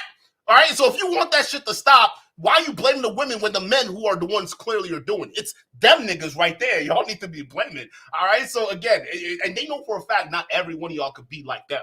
Okay. So they know they're in an exclusive club not everyone can get into, yet they're telling you the women that the men who are in this exclusive club are flying out are the ones that are the problem. Not them doing the actual flying out and paying and simping, right? They're not the problem. It's the women who are accepting the offer that is the problem. Again, no accountability. I mean, think about this, chat. No accountability whatsoever. Instagram. Yeah. And the thing is, like, people say, oh, you're being anti. No, look, being anti women's liberation, meaning having sex with as many people as you want, it's not anti-woman. Ask how, go take a sampling, right? Poll 60-something-year-old women and ask them if they say, hey, I wish I slept with more guys one time in my life. That's my biggest regret. No, almost always these people say, when they're older, they say, I wish I would have spent more time with my family. They don't tell you don't get, I wish I had more money. They say, you don't get more time. I wish I had more time. That's what they invariably say. When they say time, they mean time with people that matter. And think about this. You're wasting so much time in your life with things that don't matter, people that don't matter. And how do you know? People provide new experiences. I've been with women who I wouldn't even consider it a waste of time. Yeah, our relationship wasn't long, but I enjoyed the time I spent with her. Like, I enjoy and cherish the moment that we had. All right. I know it's not forever, but for the time being, it was fun. She loved it. I loved it. And we had a blast. We vibed. And then things moved apart. It is what it is. And I've had multiple of those relationships. Some men in the chat right now who are grown and have experiences have dealt with women in those experience in those ways too as well. They don't necessarily see it as a negative. It was just an experience. For instance, I've dealt with women who end up moving far away to a whole another country, and I've never seen them since, right? And sometimes I didn't know the time I saw them was going to be the last time I saw them, right? So all I have is the memories to cherish. That's it, right? No, and not everybody who's hooking up or linking up are trying to, be together forever. That's not a thing that's possible anymore. Okay, I think it's time we understand that you're enjoying the moment you spent with them. Again, it's about the journey, not the destination. And I think y'all are just getting that shit mixed up. Shout out to you for $5 super chat. Body count is always naturally impossible to know. Facts. They will pick a number. There are women who don't post raunchy photos on social media, but freaky. I'm gonna tell you this, right? I'm not totally honest about my body count to women too, because I find it, like, honestly not. It's kind of gross to me because I know it's higher than most women I deal with, right? And I don't really care if they're lying to me or not. I know for a fact, like, most women I deal with, my body count's usually higher. So I don't even talk about it. It's not even something I want to bring up in a conversation, right? And that's the thing. That's why, like, a lot of these guys who are wearing this stuff as a badge of honor, maybe back in high school, yeah. Like, high school, hell yeah, bro. High school, I was crazy. I was crazy in high school. College, yeah, freshman year. But then afterwards, I had to taper it down because my studies were kind of taking a hit, so I couldn't. I got to focus, right? But still, high school, yeah, like I mean, you get that shit out of the way, and then you could talk about the girls, this and that. Like, yeah, you going again. Everyone has that wild phase. That's why, like a lot of times, these guys, when they're talking about women and dating, you almost see it's from this childish point of view, this high school mentality point of view, right? Oh, the body count this, the body count that. No, bro, because when you get to that level, it's kind of gross. Right? It's not something you want to be proud of. To be honest with you, maybe you guys want to wear it as a badge of honor, like what's it got? John Anthony lifestyle. My boy gets tattoos of his body count on his body, bro. Like you can't make this shit up. That's so weird, right? Like why? I got 1,500 bodies on me. Like damn, nigga, you were in that many. Oh my god, bro. Like how do you not have something? Oh, by the way. You just watch one of his videos. He'll tell you how many things he's got and how many cures it is for him, right? Again, it's not something you want to be proud of. Maybe in high school, yeah, fine, I guess, yeah, because then everyone else could look at you as the, Casanova or whatever the fuck it is, right? But still, after you get out of that stuff, who cares, man? It's like, and sometimes one thing I'm starting to realize, right, especially when I start dealing with women, like when you're dealing with women who are like 23, 25, hell, even 27. I don't know. I rarely date 27-year-olds, usually 23 to 25. But like when you're in that age range, a lot of those girls, they're wised up, bro. They know. They can tell when somebody on that fuckboy shit. You know what I'm saying? They can smell that shit from a while away. So you just sitting there trying to act a certain way, do a certain way. Come on, bro. Like it's not bragging material, but whatever. It's like again, it's so impossible. It's not something you want to be bragging about, bro. It's just whatever. Maybe I don't know. Maybe I'm missing something here. Maybe you get some brownie points. Maybe there are women out there that are cool with that. But I'm sorry, bro. Listen. Again, I've never met a woman who's impressed with saying, "Oh, you slept with over this many people. Oh, that's so sexy." That's like, what are we doing, bro? That's high school. And the problem, right? It's a double-edged sword. Is you may never be able to find that relationship that matters because people are checking out. They're all terrified. Men are saying, "Well, I don't want to get married because 70%, if they're college degrees, 80% of divorces are filed by women just because, and it's no fault. And I don't want to marry a woman who's trained herself her whole life to learn how to break up with men." And then women are saying, "Hey, I don't want to marry these men children." Sorry, it's hard when you combine the two. Who do you think Fresh and Fit are creating? Who do you think Sneeko groups are creating? You think they're creating actual men or men child? Because I think they're creating more men childs out there in society than ever before. Who are going through second adolescence in their 30s. Yeah. And this is, look, you want to destroy a society from within. It's tell people that evil is good. Yes. And when I say evil, I mean learning to, I had a pastor one time give me this analogy, like sticky tape, where he said every time you rip off the tape, it gets less and less sticky. Yeah. Right? This is an analogy I used to use in youth group. Yeah. And it's true. The more partners you have, Yeah. you get really good at breaking up with people. You get really good at learning to end relationships. That's not great for yourself long term if you want to be in a permanent relationship. Well, you also get really good at learning how to get somebody in bed. That's not the goal of a relationship, right? If you want to learn how to get a guy in bed, it's pretty simple, right? The girls don't have to do a lot of training on that. Just say yes. Yeah, exactly. Yes. Guys, that's not what you want for a relationship. Like that's not the skill that it takes to be in a relationship. And really, we've talked about this on other shows. Like we do need to bring some shame back. Like Yes. I'm shaming the guys that are doing this too, and shaming. I tried that. Fresh and Fit tried to take down my channel. Wait a minute. Yeah. I tried shaming them. Fresh and Fit tried to take down my channel. Hey, did Candace Owens try to shame you, Steven Crowder? Yeah. How'd that work out? Again, y'all the ones who are the most in favor for bullying, bringing bullying back and bringing shaming back. But the moment it happens to y'all, all of a sudden, y'all are pearl clutching and shit. I can't believe they're trying to. They're haters. Yeah, that's right. They're haters. It's like, come on, bro. Y'all don't really want that because then y'all get shamed and bullied. Y'all are the ones with the problem. The women, like this is, I'm doing it for your own good. You need to be ashamed of doing these things. Steven, you could see it in her face. Like when she was saying this, like, I still have to wear that. And I'm like, yeah, we are you at 40 telling you now not to make those mistakes because at 40, you're going to regret it. Yeah. And you can't make your mic's coming in a little hot. I don't know if you accuse if it's just me, but yes, you're both. You made a good point. Passion. And in the Bible, it talks about end times where good will be. Shut the fuck up, man. Leave it to Fresh. Oh yeah. You bring up a point. The Bible talks about end times. What the fuck? The Bible talking about end times? Really? The fuck does that have to do with Brittany Renner and 35 bodies? What are we talking about here, dude? Fresh, shut the fuck up. Like seriously, bro. evil will be good. Yeah. And it's crazy because we're telling women to become Yo, Stephanie, shout out to you. Where have you been, girl? Welcome to the chat. I haven't seen you in a minute. better for themselves and their family, but they don't care what men actually want. It's what they want. So Yes. it just sucks. Yeah. And I saw, behold. Wait, hold up. Yeah. In the Bible talks- Time out. I got to see what point Fresh was trying to go with this Bible talk here. I'm sorry, I missed that. Stephanie was in the chat. I have to say what's up, right? So I missed that. What did Fresh say about the biblical narrative? What's happening? He's coming in a little hot. I don't know if you accuse if it's just me, but yes, you're both. You made a good point. Passion. And in the Bible it talks about end times, where good will be evil will be good. Yeah. And it's crazy because we're telling women to become better for themselves and their family, but they don't care what men actually want. It's what they want. So it just sucks. Yeah.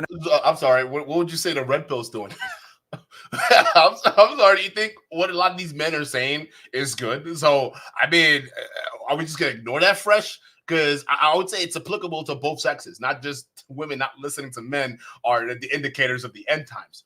Wow, you guys are do y'all hate women this much that them just not wanting to listen to whatever some nigga gotta say? That's the end of times. All of a sudden, yep. Pack it up, people. They got power. The women got power. We gotta go. It's the end of times. It's over. Society's done. It's like, yo, what the fuck? Y'all niggas cannot be serious, bro. You cannot be serious. It's the end times. They got the power to vote. That's what it is. See, the Bible warned about this. You give the woman the power. All right, pack it up. It's the time to go. Yo. That's crazy, dog. Y'all need to calm down. Y'all niggas need to calm the fuck down, okay?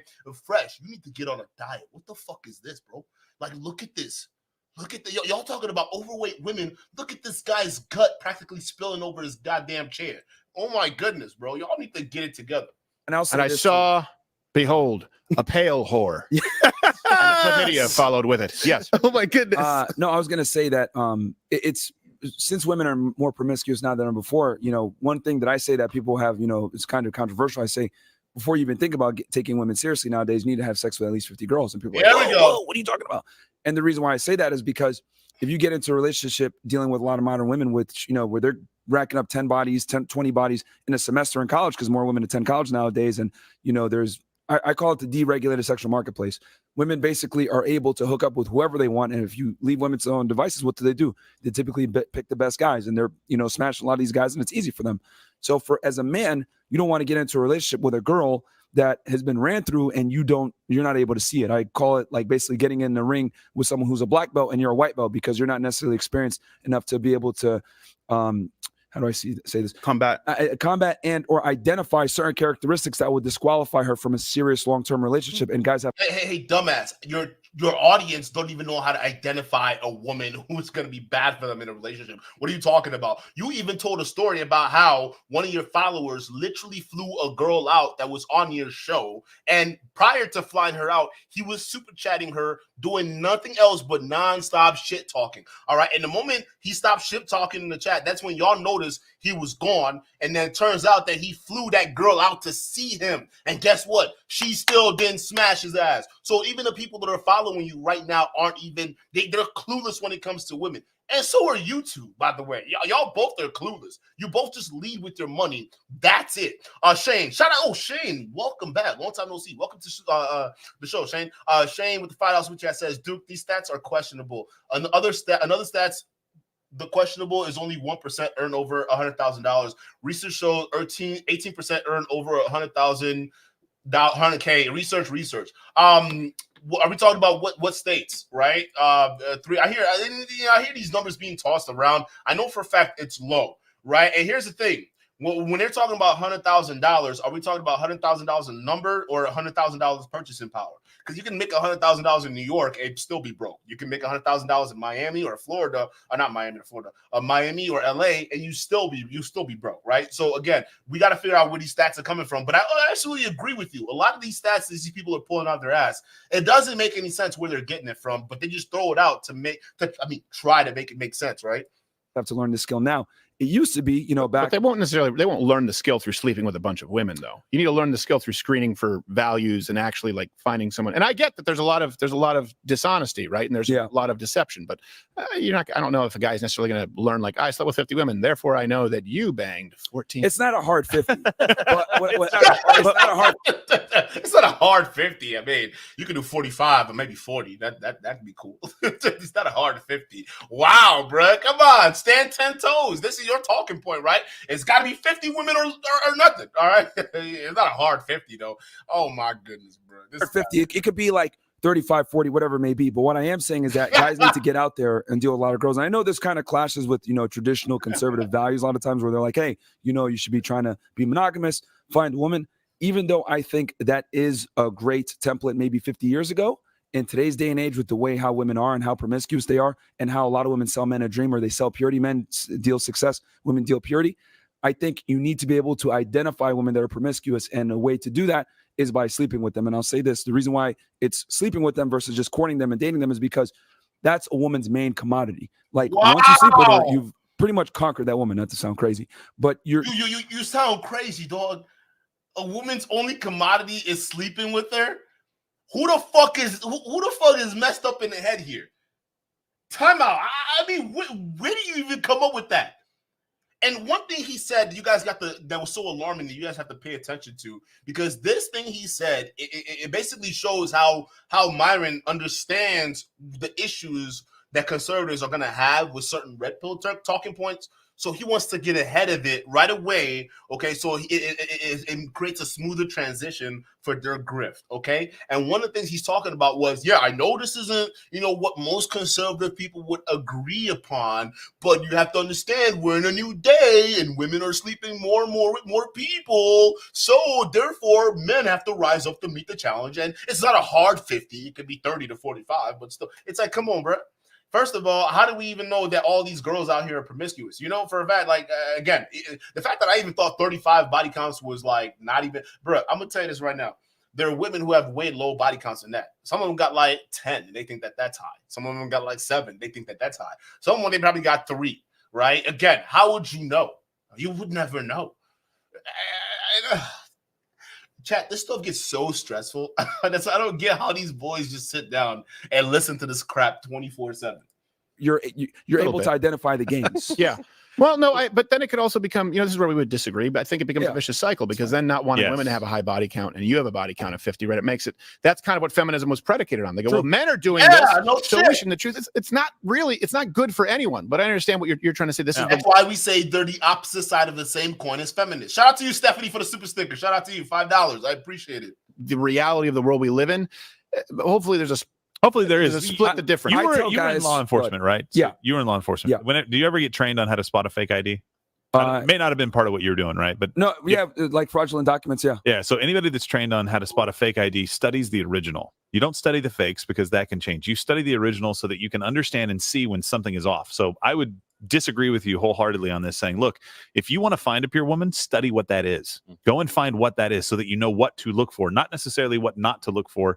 Because I think you're going to be fooled. Like you said, women now will sell purity. I never really put it into those words, but that makes sense, right? That makes sense. Like I haven't been somebody who's going out and sleeping around. Oh, you know, like Pearl. Oh, you know, like every one of these manosphere pick-me's that have been, you know, using this same grift to get to the top of the manosphere, right? Oh, like those women. Right? Yeah, of course they'll sell purity, because these idiots don't realize that the more they go around talking about women, they're actually going to be attracting the parasitic type of women they don't want. All right, women who are actually good at camouflaging to exactly what those men want, because the men can't shut up about it. Realistically, if you want the girl of your dreams, or someone that vibes with you, you have to know who you are and what you want. A lot of men don't even take the time to find themselves. They're trying to go out and find a woman that hits these stats. You don't even know what the fuck you are. So go figure that shit out first before you go start looking at what women fits what curriculum, because you don't know what you want. That's the problem. A lot of young men don't even have direction yet we're talking about we got to go study women. Nigga, study yourself. That's what you need to study first before you go study women. Because I guarantee you study yourself, all you have to do is have conversations with people and you can understand how people move around you. It's not that hard. Literally just know what the fuck you are, have your own boundaries, and don't be swayed by it. That's it. I don't care how many people try to temptate you or try to get you to move outside of your boundaries or how many people push you. If you stand 10 toes down, you always gonna stand 10 toes down. That's it. Nobody's gonna be able to move you, shade you, and you're gonna attract the type of woman that's gonna find that attractive. Okay, again, these guys with these arbitrary rules that hey, if you study women, you're gonna find it. You studying women, you're just gonna end up wasting your time. I'm gonna guarantee that because studying women, I'm gonna tell you this, you still not gonna understand them. You're still not gonna understand them, bro. And that's the thing. We're just people. It's not because they're women. It's because we're people. We do random crazy shit sometimes. Okay, it is what it is. You're never really gonna have a deep understanding of how people work. It just is what it is. The Great Bill Podcast, out to you for the $5 super chat says, respectfully, most men lie about body count to either impress the fellas, to show women they have experience. In most cases, it's the youth. Facts. They lie in the opposite direction. I don't talk about it, period. That's the thing. Like, listen. If you know you got a higher body count, why is that such a bragging right? Right? Why is that such a bragging right? Why does that matter? Look at the person's character. You can judge someone off their character because body count. Again, a lot of these guys in the red pill want you to think that body count has something to do with your how good of a person you are, how bad of a person you are in terms of relationship and pair bonding, and that's not true. You see people who are strippers finding a great long-term relationship with rappers. Okay, look at Cardi B and what is it? Is it Offset? No, not Offset. Oh shit, not Offset's a different one. I forgot what his name is, bro. I'm sure. Well, who's Cardi B married to? It's one of the dudes. I forgot his name. I'm spaced. Y'all know how it is, right? But like still, right? Again, there's Cardi B. She's as free and liberated as you want, and she still found someone to wife her up. At the end of the day, there are people out there for other people, and your body count isn't an indicator of how much of a good partner you're going to be potentially. Okay. I think a lot of these guys are just looking for reasons to try to, sound like they know what they're talking about. You need to be able to identify the lie, not because you've been down in the mud with them, but because you have stayed out of it. Here's the problem though. We saw earlier a clip of the woman talking about her experiences, right? Yeah. With a guy. Did he have sex with her? No.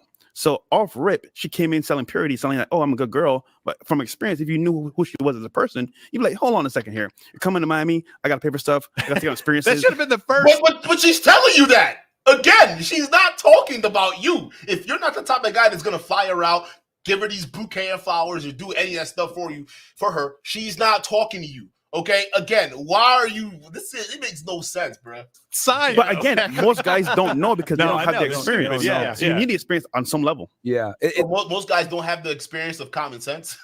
I guess it makes sense because common sense ain't that common. But if a woman's telling me I gotta, fly her out, I gotta go on these high expensive dates, and I have to spend that much money. First of all, again, this is all part of getting to know who you are. I'm the kind of person that doesn't like to spend hundreds of thousands of dollars on dates. I'm sorry, I got a budget for dates. Maybe the most I'd spend is like $200, and that's if I really like you, right? But I'm not going around spending thousands of dollars. I got my limit. Clearly, she's not talking to me because I don't fit those standards. So I'm moving the fuck on. I'm not even listening to the rest of whatever she has to say. But the fact of the matter is, you guys sat there, you're stewing over the fact that most men aren't going to qualify for it.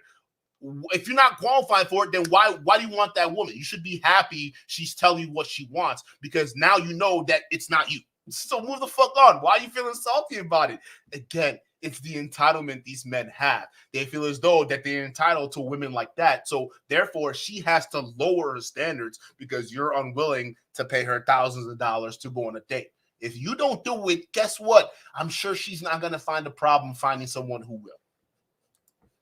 And again, like I said, is this the best way to deal with things? No. But I'm a big proponent on guys, fighting fire with fire and dealing with women in 2023 the same way they deal with us. Women, I hate to say this, in the dating game nowadays, they treat men as expendable commodities. That's why they're able to. No, because the men present themselves as expendable commodities. You losers, come out there with your wallet. First of all, whoever goes on a date with that chick literally just are letting her know they are an expendable commodity because she listed off her criterias. All right. And those men said, yeah, you know what? I'm willing to take you on these expensive, extravagant dates and give you flowers for no reason and all that stuff. Basically, they're making it known to her that they are expendable items. So it's them doing it. It's not the women. See, listen, the women are just gonna treat you how you present yourself. That's the crazy thing a lot of y'all niggas don't get. All right. If you present yourself like a lick, they gonna treat you like one. All right. They're gonna say, oh yeah, that's a mark right here. Yeah, let's get him. We're gonna get it for everything. Let's go. Oh yeah.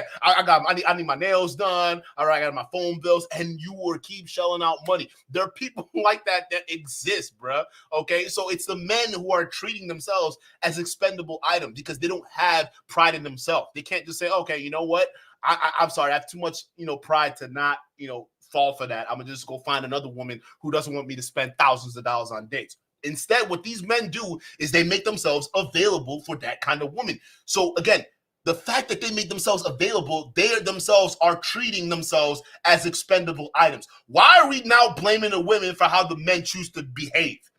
Let's ask that question. Why are we not asking that question? The men are choosing to do that. After all, they're the ones with the wallets, right?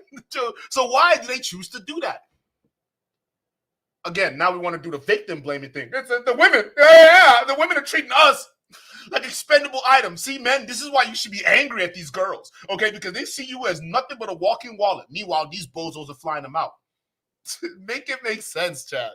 The things that they do and just move on, etc.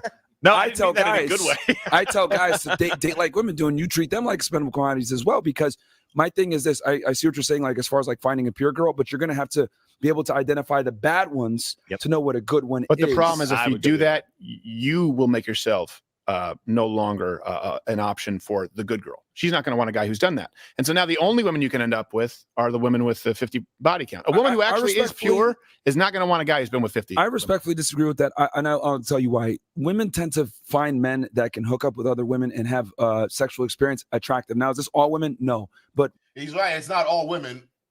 And not all of that is true, right? Again, first of all, I'm gonna tell you this: women are listen. I don't want to tell on myself here, okay? But I've been with women, and some of them, like you'll see, they're in group chats. Some of these women got group chats on social media, Instagram, WhatsApp, right? And sometimes they be talking about their friends a lot, right? Especially you get comfortable, right? And some of these group chats, the way they be talking about some of the dudes they be dealing with, again, y'all don't understand how. It just shows you these men don't really understand how women work. It really is, and it shows you that these guys are the perfect type of dudes that women are looking for, especially if they want to take advantage of them. All right, because y'all not paying attention. Women talk about these things, okay? So when they know a guy's a fuckboy, you're being circulated around the media. There's an underground network. There are multiple underground media networks for women in different locales, depending on where you live at, all right, and the groups they're in. All right, and bro, you on that list. All right, if you around some of these girls, you on that list, bro, and they know how promiscuous you are and how not promiscuous you are, right? And some of them can choose to deal with you and not deal with you. That is what it is, bro. Somebody can say, hey, this guy, yeah, he sends dick pics. All right, yeah, let's circle this shit around. Look at what he sent me, right? And bruh, y'all don't know. We even had a girl on here a long time ago who said that. She said that she exposed a dude, all right, who sent her a dick pic thinking he was all that, right? And she was just circulating that through Instagram, and her friends were laughing at him. He didn't know that. He thought he had the shit. They were just clowning his ass, but she was telling him, oh, yeah, oh, yes, oh, it's so great. Oh, it's so great. And then she looking at her friend like, look at this shit. Look what he sent me. And they laughing at him, okay? Y'all don't get it, okay? So a lot of all of these women are out here trying to like, oh, let me just find the next dick here. Y'all don't understand, bro. Some women genuinely don't want that type of attention. You understand that, right? Again, maybe not. Women definitely don't necessarily disqualify a man for having sexual experiences like a man will disqualify a woman. The more experienced you are, a lot of times it makes you more attractive because women tend to look for guys that are leaders, etc. And if you're a leader in the bedroom, leader in all the other assets, it's rarely that a woman's going to disqualify you for having a promiscuous past versus we would definitely disqualify a woman for a promiscuous past. And so maybe the broader point is, shouldn't we be pushing people like maybe the biblical prescription was the right way to go, and don't abandon it just because it's hard. It's difficult. I get it. I was single up until, like 5 years ago. We thought he was going to die alone. I know. For sure. They thought I was. We thought he was going to die alone. He was missing a tooth. No, I was. I used to call him Toothy. Yeah. You didn't call me Toothy more than once. I didn't know he had a tooth, but it was shot out by a BB gun when I first met him. I was like, hey, you ever think about getting? He's like, oh, this was shot out by my cousin's BB gun. I'm like, oh, so you know about it? He's like, yeah, I just can't afford to fix it right now. And I want to be very clear too that I think the nuclear family is the backbone of any thriving society. I think that's how the United States became the world superpower, was on the back of nuclear families. I think no, it wasn't. It's because we got in the last minute between World War I and World War II. After collecting all the money and selling all the weapons, right? We came in at the last minute and then we helped win the war. America. It's like, what are you talking about? That's how we became powerful after both world wars. It wasn't family values. I'm gonna guarantee you that. All right, it's because we were smart and we said let the Europeans, fight the most of the war. All right, and we'll come in right at the end. We'll keep selling them weapons. All right, we did that for both wars. Okay, so what the fuck we talking about here? It wasn't the family values. It was spending money and people, young men dying in wars. That's what made America great. What are you talking about here? You guys are weird. Like, y'all don't know anything. It wasn't families. Man should be with a woman and we should have children. But unfortunately, with the way things are now, where we have this deregulated sexual marketplace where women control everything, I want to put men in a position where they're able to properly ascertain that woman's value to give her that commitment, because guys take on such a huge risk. Don't sleep with her. Don't sleep. And I agree with you that they are. The minute my wife, who's now my wife, at the time, the girl that I was dating, we talked about sex early and said, hey, I'm waiting. That immediately turns people on or off. It turns people off that are like, hey, I'm just interested in sex. And it turns somebody on, not in a sex way, but it turns like, ooh, okay, so this guy has some morals. This guy has a little bit of what I'm looking for. There's some character there. There's something more than just, hey, I'm trying to get in your pants there. I agree with you. Like, I think the problem that we're facing is that society, you're correct, is crazy. Right? I don't think you play into their hand, though. I think you have to go a completely different direction. Well, there's also my primary issue is once we get past the entry point. Right. Here's the problem to you and your wife, and I know that. And by the way, you were both very straightforward about your quote unquote body I did counts. want to have sex with her before. Yeah, of course you did. Yeah. Of course you did. You're a man. I mean, it was like it was for a while. It was like we had to move the furniture like a Great Dane's tail. No, come on. But it's difficult. Here's the problem, though. The reality is, at this point in time, not that she ever would, but now that you're married, and the church has failed men in a lot of ways here, where that woman's talking about, hey, I expect this. Is okay. How about a prenup?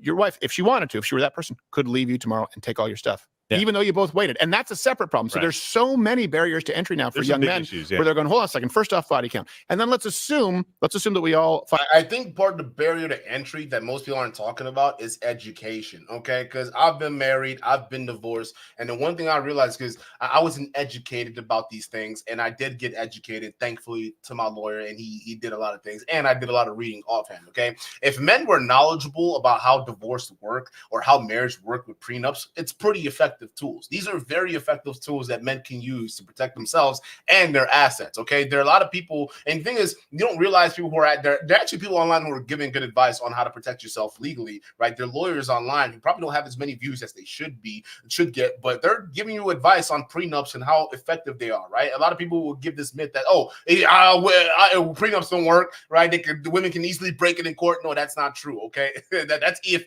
the prenup were signed under certain conditions that could have been considered manipulative or duress or some shit like that, right? Other than that, it's pretty damn up there, bro. It works, okay? I think part of the reason why men are being failed right now in society, because there aren't people who are giving them the right education to make sure that they protect themselves. For instance, even when it comes down to custody and child support, right? Do you know a lot of men don't even do the custody through the state? They don't go through the court system to say, hey, I want to split up this time with my child, and break that down. A lot of people don't do that, especially in the Black community. They just have this word of mouth type shit that they get going on. And then what ends up happening is that the word of mouth cannot be enforced, especially when it's a legal situation. So as a man, if a woman wants to come in there and denies you to see your child, she can do that because you don't have a court order. But then when you get a court order, guess what? Now you can call the cops. The cops can come in and say, yeah, there's a written order. Hey, lady, we don't give a fuck.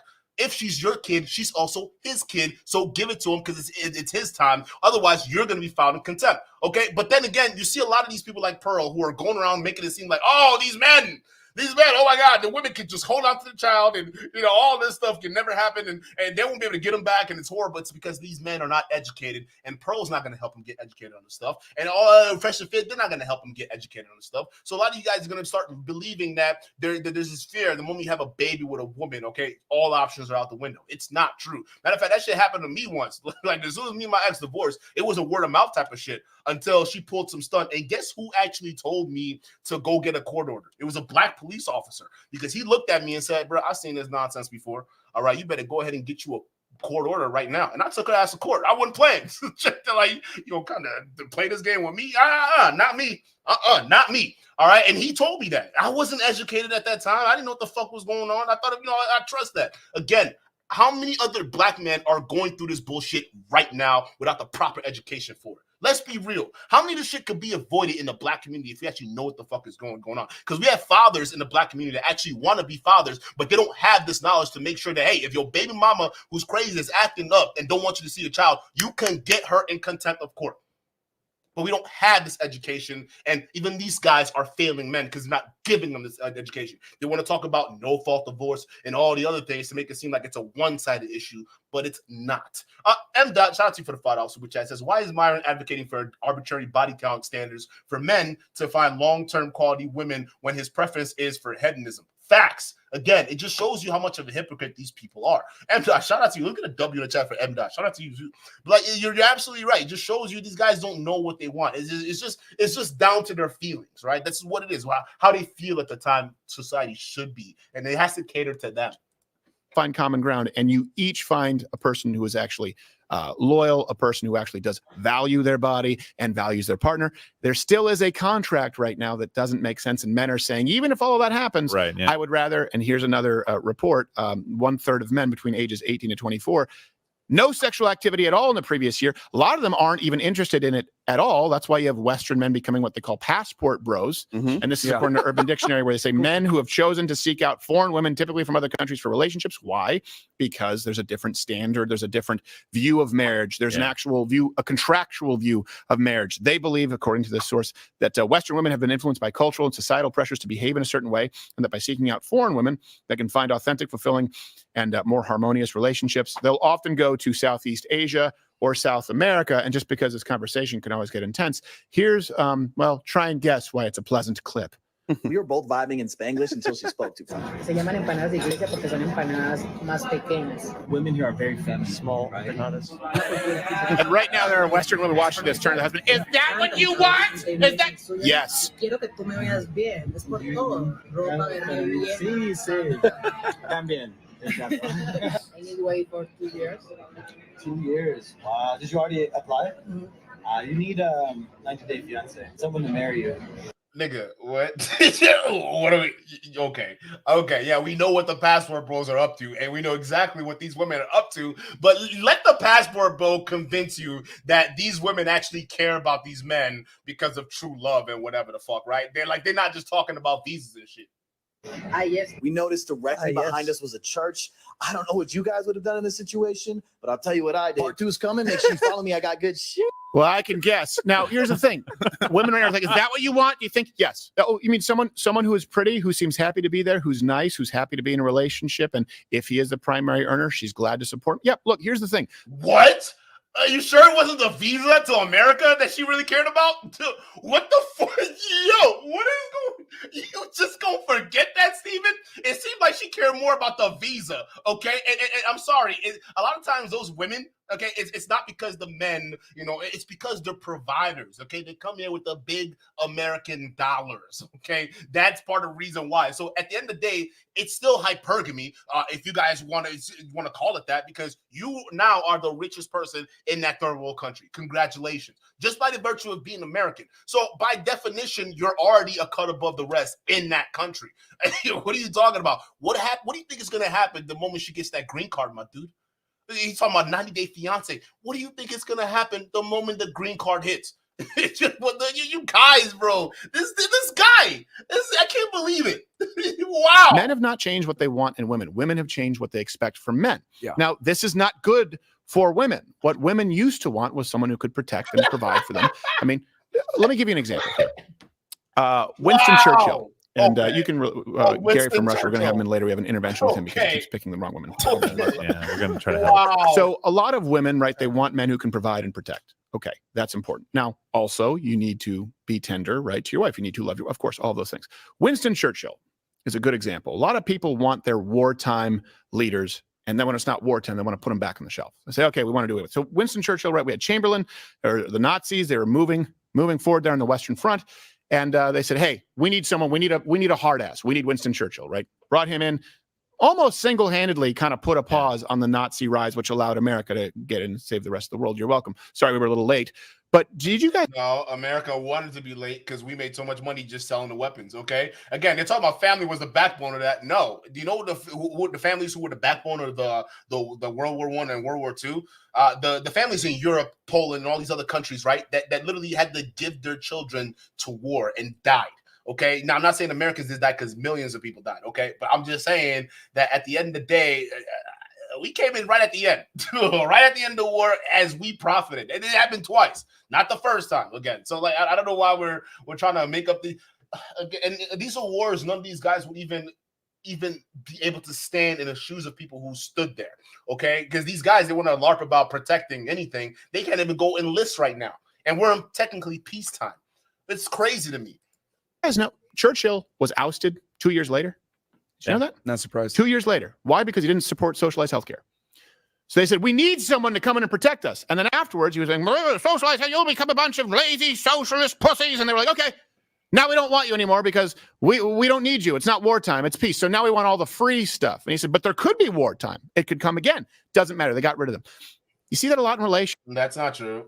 Winston Churchill got for multiple reasons, and plus Winston Churchill was a wild card. Okay, that's the thing with him. He's one of those guys that definitely he was a statement for sure. He was a statement, but like realistically, he's one of those guys you bring in when it's a tough situation. He's like a cleanup guy, right? When you have a situation like a war, he's someone like that you want to bring in. But like in terms of governing, I mean, he's not the best when it comes to that, right? And part of the reason why Europe is able to get away with a lot of the socialized healthcare and everything like that is because they don't have to invest as much in their military. See, we have this thing called NATO that happened after the Second World War, all right, the Atlantic Alliance, and that basically said, hey, we as the big dog, since we have so much money and power now, we're basically going to take care of what's going on. We're going to be Europeans' defenders when it happens. So they don't have to spend a lot on the military. Matter of fact, it's affecting them now. Most of these European countries, except for Poland, because they're going crazy with their weapon purchasing and shit, but most of these European countries, they're not even up to par because they're so used to not having to spend money on their military, on defense. So with that extra money, you can put it towards socialized healthcare and all these other things, right? And I'm not saying that we can't have it here in America, because we certainly can, but it's just, again, what Stephen Crowder is trying to make it out to be, oh yeah, Winston Churchill then it was against socialization and whatever, and they kicked him out. No, it wasn't. There's other reasons why Winston Churchill had to go, but he was a hero nevertheless. Relationships where they want someone who's going to go out and protect and provide. Okay, but also is sensitive. Also does all of these new things that men weren't required to do. Now I'm not saying that men should just come home, put their feet up, and not contribute at all. But men still want the same thing. Mm-hmm. I'm telling you this, women, if you are looking to find a man, if you were saying, hey, how do I make myself desirable to a man? They want a woman who's pretty, but they want a woman who's nice. They want a woman who they feel like they come home and it's a safe haven, and someone who they can trust. Really, Stephen? Is this a safe haven? Is this the safe haven you're talking about? I love you. I'm committed to you.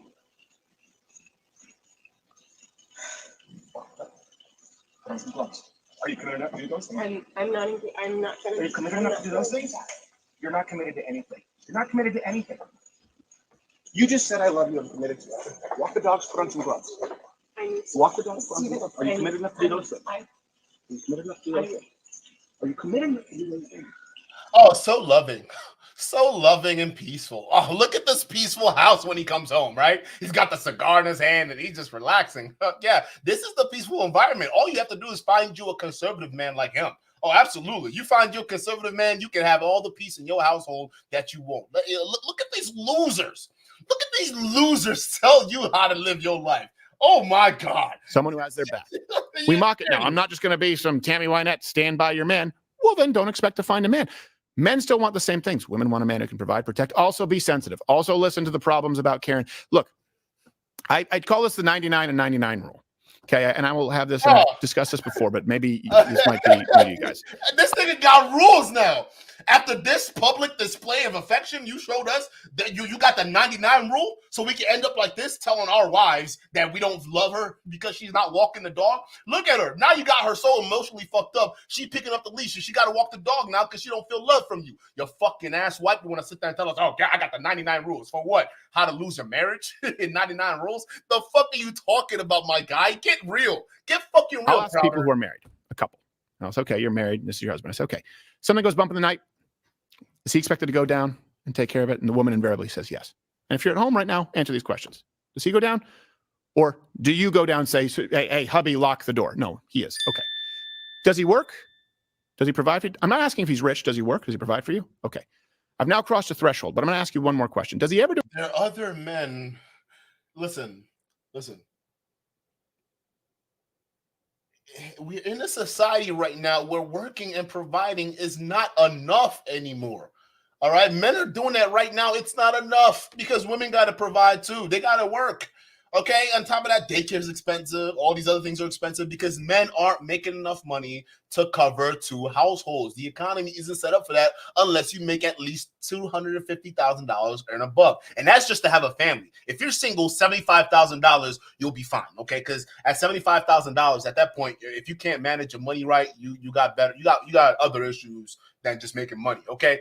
People can't take care of a household by themselves unless they're in that category. But the problem is not a lot of men are in those categories, nor are they trying to pursue career paths to get in that category. So again, you listen off these rules to women and just being condescending, like, hey, women, all right, listen, does he have a job? Okay, I know he doesn't have to be rich, but as long as he has a job, come on now, you got to settle down. We're not in the 1940s or 30s where all you had to do was have a job and it was it. Jobs ain't paying shit nowadays, my boy. It's all being shipped overseas. What do we got to fix the economical problems before we can try to figure out how to stimulate families. All right, we can't do that when the shit's all fucked up. People are only reacting to the economy. They can't save for shit. So how can you start a family? Come on, bro. Do anything nice for you, like flowers or anything sensitive. Okay, congratulations. You are now with a man who's doing more than 99% of men. That's not true. Ever since the beginning of time. They're average men that have a job. What are we talking about? They just can't have a job that pays for an entire family by themselves. Especially if he listens to you discuss problems that have no effect on him. No one in the nomadic days. Or if you go back to any ancient civilization, was that of course, because we got to go back to ancient civilizations, right? I mean, come on. Hey, oh, by the way, in ancient civilizations, homosexuality was actually widely tolerated. You realize that, right?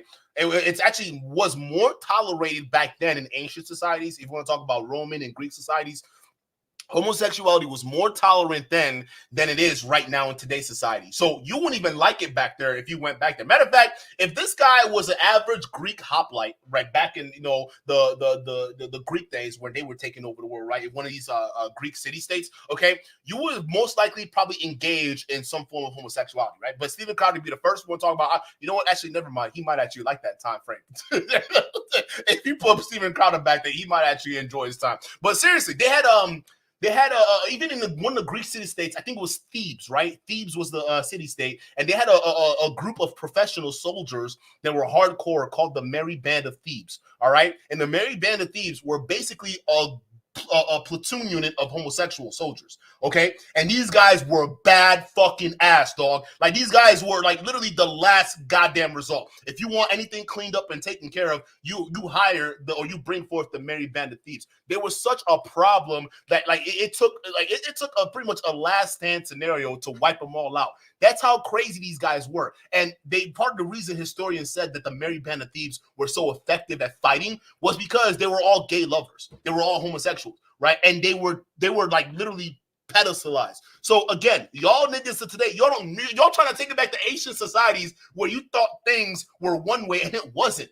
If anything, they probably had way more tolerance than back then than what these bozos are putting forward, right? So again, these guys, you always got to hop into the Wayback Machine with them. And they don't understand what the past was really like. A lot of the stuff they don't tolerate now was widely tolerated back then. Expected of men. Then you ask women, okay, so flip side. Do you cook every day? No, you're doing less than 99% of women since the beginning of time. Now, you may not want to cook. You may not, but guess what? He still wants that. He still wants a woman to be there to support him. And I understand you can both share responsibilities and you both work, but the expectations of men have changed so much, and the desires of men that they have in women have not changed. That's why you see things like we talked about passport bros, sex dolls. This is an ex-Google chief said that AI sex dolls will, quote, redesign love and relationships. The global market in 2020 was $411 million, and it's expected to grow by 56%. And by the way, there was a survey. 50% of sex doll users consider their doll as, quote, the ideal partner for me, and I feel emotionally attached to it. Do you know why?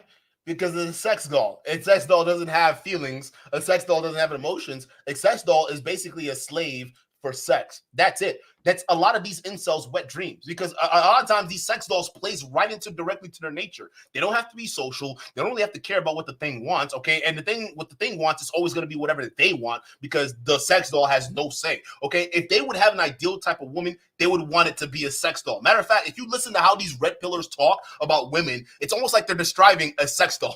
That's what it is. Someone who's just a plank. Just lay there and let me do whatever, and then just shut up, don't talk, don't do nothing, okay? So I'm not surprised that amongst these incels, sex dolls are going to reign supreme. What else do you expect from a bunch of anti-social tards, okay? This is what they're going to like. Oh, and y'all are sitting here laughing, all right? You're fresh and fit. You see them, they're chuckling in the background. Who do you think are going to be the biggest market for these sex dolls? You think it's just going to be average people like me? You think it's going to be people like in the chat right now? No. It's going to be your followers, bro. Who do you don't think that the people who are following OnlyFans right now, who are in your group, Fresh and Fit, you don't think they're going to be ones overwhelmingly getting these sex dolls in mass? Why y'all laughing? It's your future audience. They're the ones who are going to be getting them sex dolls. Because realistically, if anybody is willing to go through OnlyFans and pay for a digital girlfriend, essentially, there's no difference between paying for a doll to be your girlfriend. It's a smooth transition. It is what it is. You just download the AI into the doll, and now you have your digital girlfriend. No different than what they were doing with OnlyFans online. All right. So I'm sorry, bro. Fresh and Fit, it's your audience. They're going to be overwhelmingly getting these sex dolls. Why are y'all laughing? It's a sad day for y'all. I mean, talk about a cold winter. That sex doll skin about to be cold. Like, what y'all talking about? I don't care what y'all say, bro. That sex doll would never represent the warmth of the real deal. You understand that cold plastic? What y'all talking about? That polyurethane? Y'all think that's going to substitute for the real deal? That's warm and nice? Y'all crazy, bro. Y'all. That's how I know y'all some real thirsty ass losers. Like this guy. This will be her anniversary present for our 10-year. I got these matching wedding bands. They say synthetic love lasts. Look at this. Look at this fucking guy. You know what? This is the exact kind of picture I had in my mind when I pictured who would be the type of person buying this shit. There we go. I'm sorry, ladies. I don't think they're missing out. I don't think the ladies are missing out at all, bro. So y'all thinking this is some kind of win. I don't think they're gonna be missing out. Just saying, bro. What the fuck? Antonio Intro, shout out to you for look at this nigga, bro. Why is he gotta come to one side? Bro, get a haircut.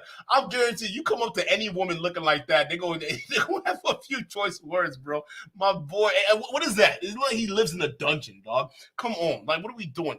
Antonio, shout out to you for the $5 super chat. Antonio says, "Up, dude. I don't like Steven Crowder. Neither do I." He says he did a live stream back in 2018 disrespecting Bruce Lee, saying that he couldn't fight. Wing Chun people hates him. Listen, not only did he did a video disrespecting Bruce Lee, but this dude did a video disrespecting a lot of black folks. This dude did a video basically pretending to beat George Floyd and have somebody knee on his neck, right? And then he did that to prove that, George Floyd, it wasn't really the cops' fault, because, you can't die from a blood choke to the neck, okay? So everyone was just overreacting to George Floyd. It's like, what? First of all, the dude wasn't even sitting on your neck the way the cop was to George Floyd. So you cannot compare. And second of all, it's your friend doing it, not a cop who doesn't give a fuck about your life or not. Okay, so two different things. So that was the one thing I hated about Steven Crowder. And the fact that he didn't take any responsibility for putting the tape out like that was so ignorant. It shows me how degenerate a lot of these right-wingers are. That's why I don't trust a lot of these people, bro. I don't trust it at all. When people say, "Oh, why don't you vote red?" What? After with the lack of respect I done seen from these people? Oh no. Oh, hell no. Nah. You can't tell me to pick myself up by the bootstrap. Meanwhile, I'm watching you take care of and take advantage of every single one of them benefits that are afforded to you, and then tell me to go pick myself. Like, nigga, what? I gotta pick myself up, but then why are you taking advantage of all this stuff? Get the fuck out of here. They're not for you. But look at this loser. Look at this. Which one's the robot? Now, here's the thing. I'm not gonna lie to you. I decided to test it out for research purposes, and in my case, I think I deserve my money back. Wait, test what?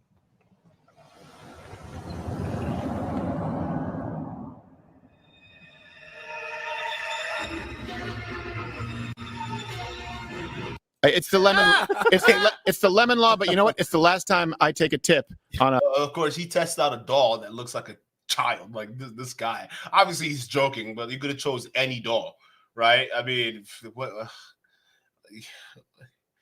Y'all are weird, bro. On an electronics purchase. Hey, watch out for this mustache, bro. Watch out for this mustache. This dude is sus. I'm From getting Gerald. some vibes. Yeah. You know, Bianca's a missionary. Well, was a missionary, right? Sorry. Because she was raised by a nun. Yeah, I'm scared there, man. I was really scared for you, bro. Yeah, I know. I said, wait, what? Test what?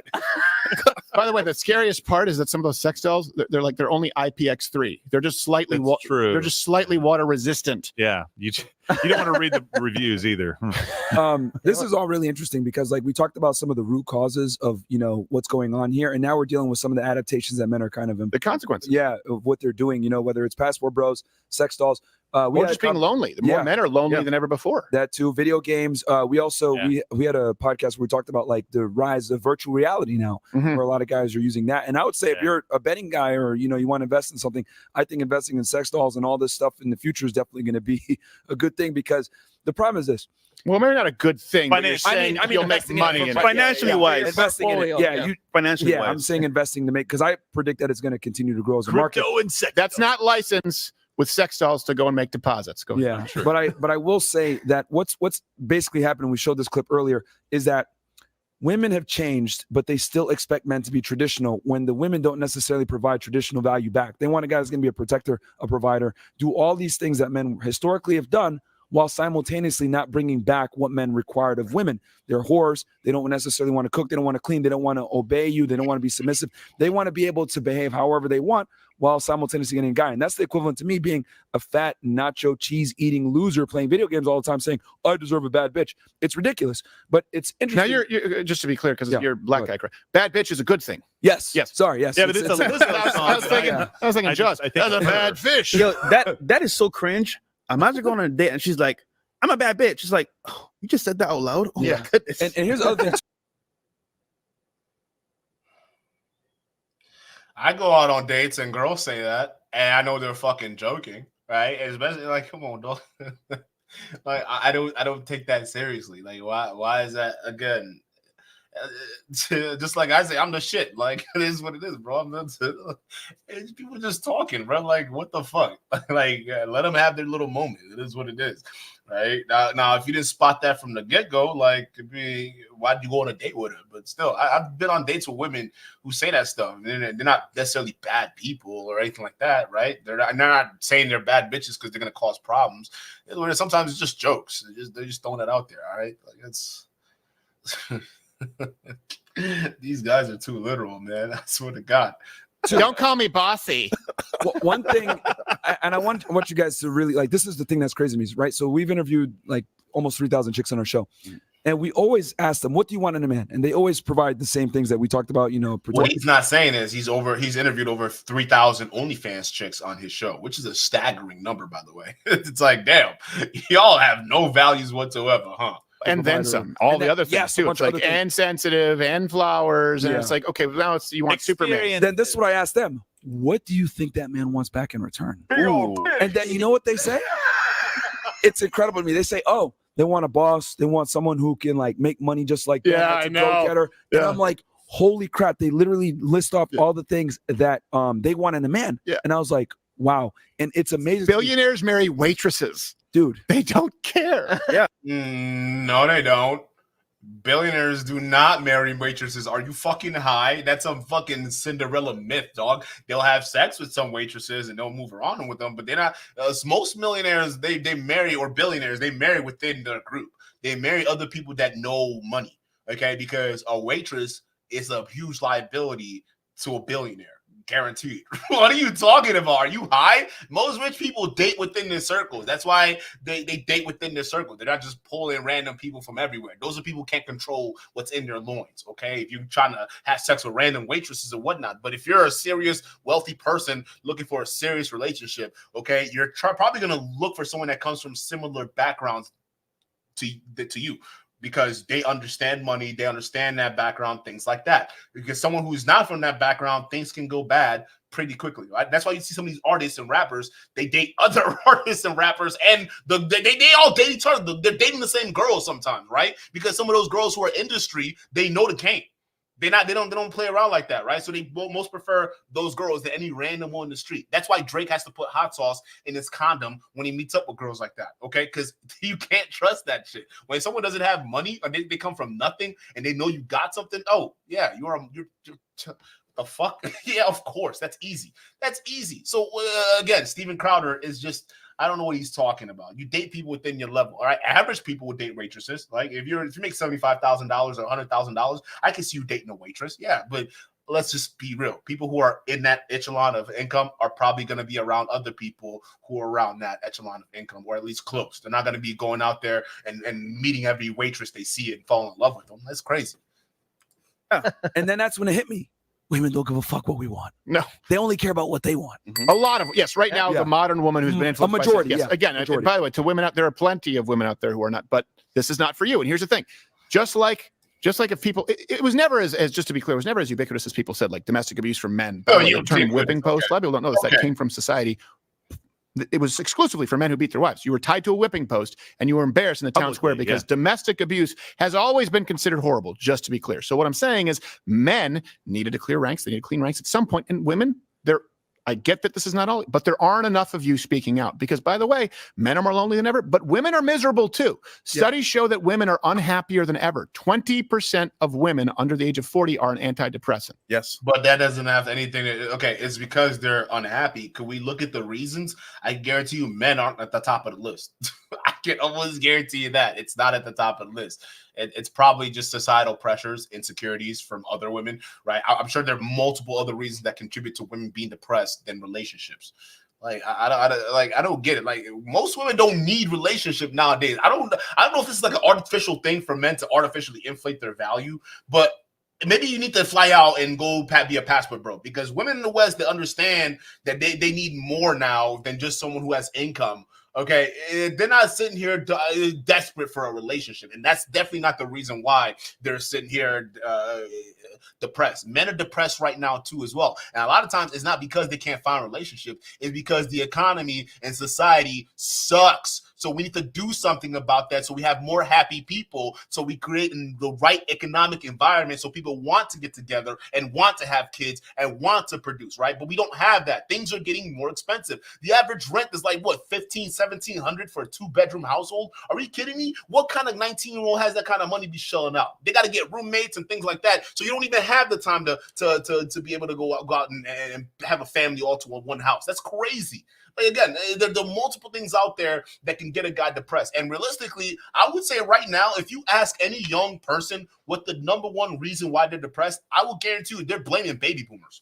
I think baby boomers, I blame them for one of the reasons why I'm depressed right now in society. Y'all just take, and then turn around and blame us like we're the fucking problem. Yeah, I blame you. Yeah, back when it was easy to buy a house for $50,000. Back when it was easy to pay for college for $5,000. Now it takes a mortgage to go to school, and you're looking at us like, huh? Why can't you do it? I paid for my school. Fuck you. You're the reason why I'm depressed. You took all them benefits, and you're still demanding more. Okay. Come on. What about those single parent households that you all baby boomers are still living in because y'all paid $50,000? Now y'all not even giving us an opportunity to pay for those houses. Huh? Y'all still staying? Y'all supposed to move along. Move on to the next house so we can get the cheaper one. We can't even do that because y'all getting stuck in here building all that equity. Fuck you. Talking about y'all the reason I'm depressed. The fuck? There are lots of reasons to be depressed in this economy, guaranteed. And women ain't one of them. What the fuck? Y'all need to get your priorities straight. There's politicians are fucking your life up right now than women are. Okay. This increases, by the way, the closer they get to menopause. And I don't necessarily know that we have the numbers after menopause, but again, when you ask 60-year-old women, if you ask 60, 70-year-old men, 80-year-old men, like, hey, what do you wish that you had done more? It ends up being the same. This is where men and women find common ground. Time with family. You know what's crazy? You brought up medication, right? So there's a test that guys do nowadays. Well, actually, the players, they go to a girl's crib, look in the medicine cabinet, and they see any medication in there. And that's a huge red. Fresh, bro. Shut the fuck up, dog. Shut the fuck up. It's like, because either they're in therapy and they need that. That's a red flag. Because guess what? In your relationship moving forward, that might be a problem. Oh my it's tough. God, bro. Listen, those pills can correlate to the rise in depression, okay? The rise in opiates, so the rise in overprescribing things, okay? That could lead to more people having more prescriptions in their cabinets. It doesn't mean it's a massive red flag. It just means that that person has taken the steps to deal with whatever issues they're dealing with. I would much rather find out that someone's taking their pills for something to find out that they should be taking the pills and they're not, because I don't know what the fuck they are, right? So I don't know how we're using that as a red flag. I just see that as, oh, okay, you're definitely on something, a path to heal something that's going on with you. That's probably why you're on these pills. But I'm not going to use that as a reason to judge you. If anything, I'm going to see you as taking the steps to do that. Because trust me, I know crazy people that should be taking pills, and some of them refuse to do so because they think that they don't need it.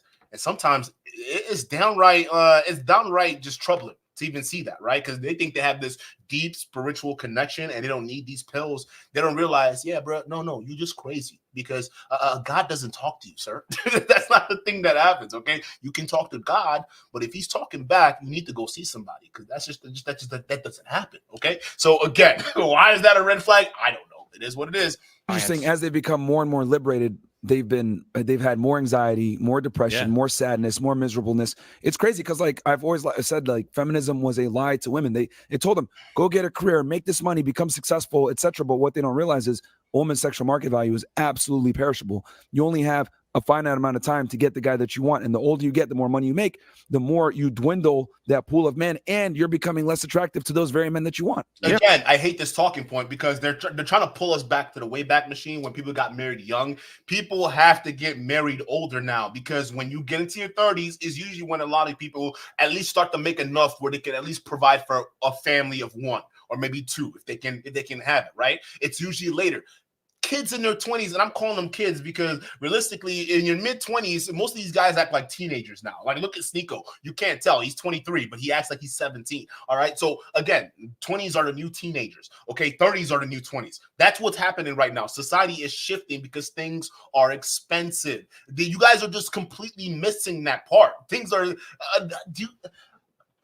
an average 20-year-old ain't making enough to provide for a family, my boy. I'm going to tell you that right now.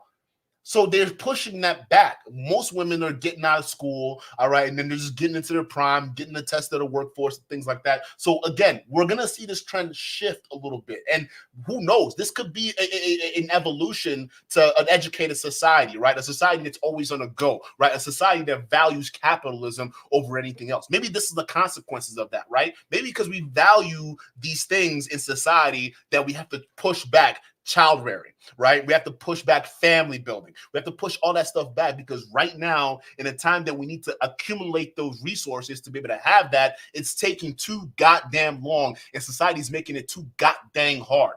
Could you ever just think about that side of things? Why do we just have to lay the blame squarely on women? How is it just squarely women's fault? I blame the economy, to be honest with you. Because if you can get the economy just right, if you could create the conditions, if governments can provide incentives to have to get people to have more kids and create more families, I'm gonna guarantee you right now that's what people would do.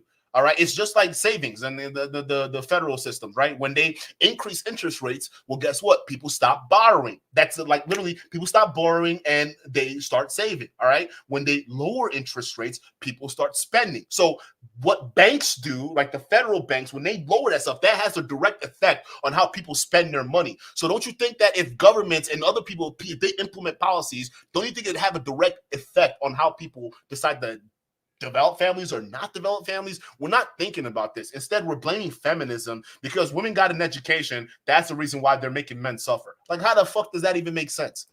Yeah. No, I think you're absolutely right. Well, no, and so we had that clip earlier about that girl saying, "I want all these conservative values." Yeah, But she's a liberal, right? Yeah, so that was that whole thing. Like, I want you're. Do you see like what you're saying there?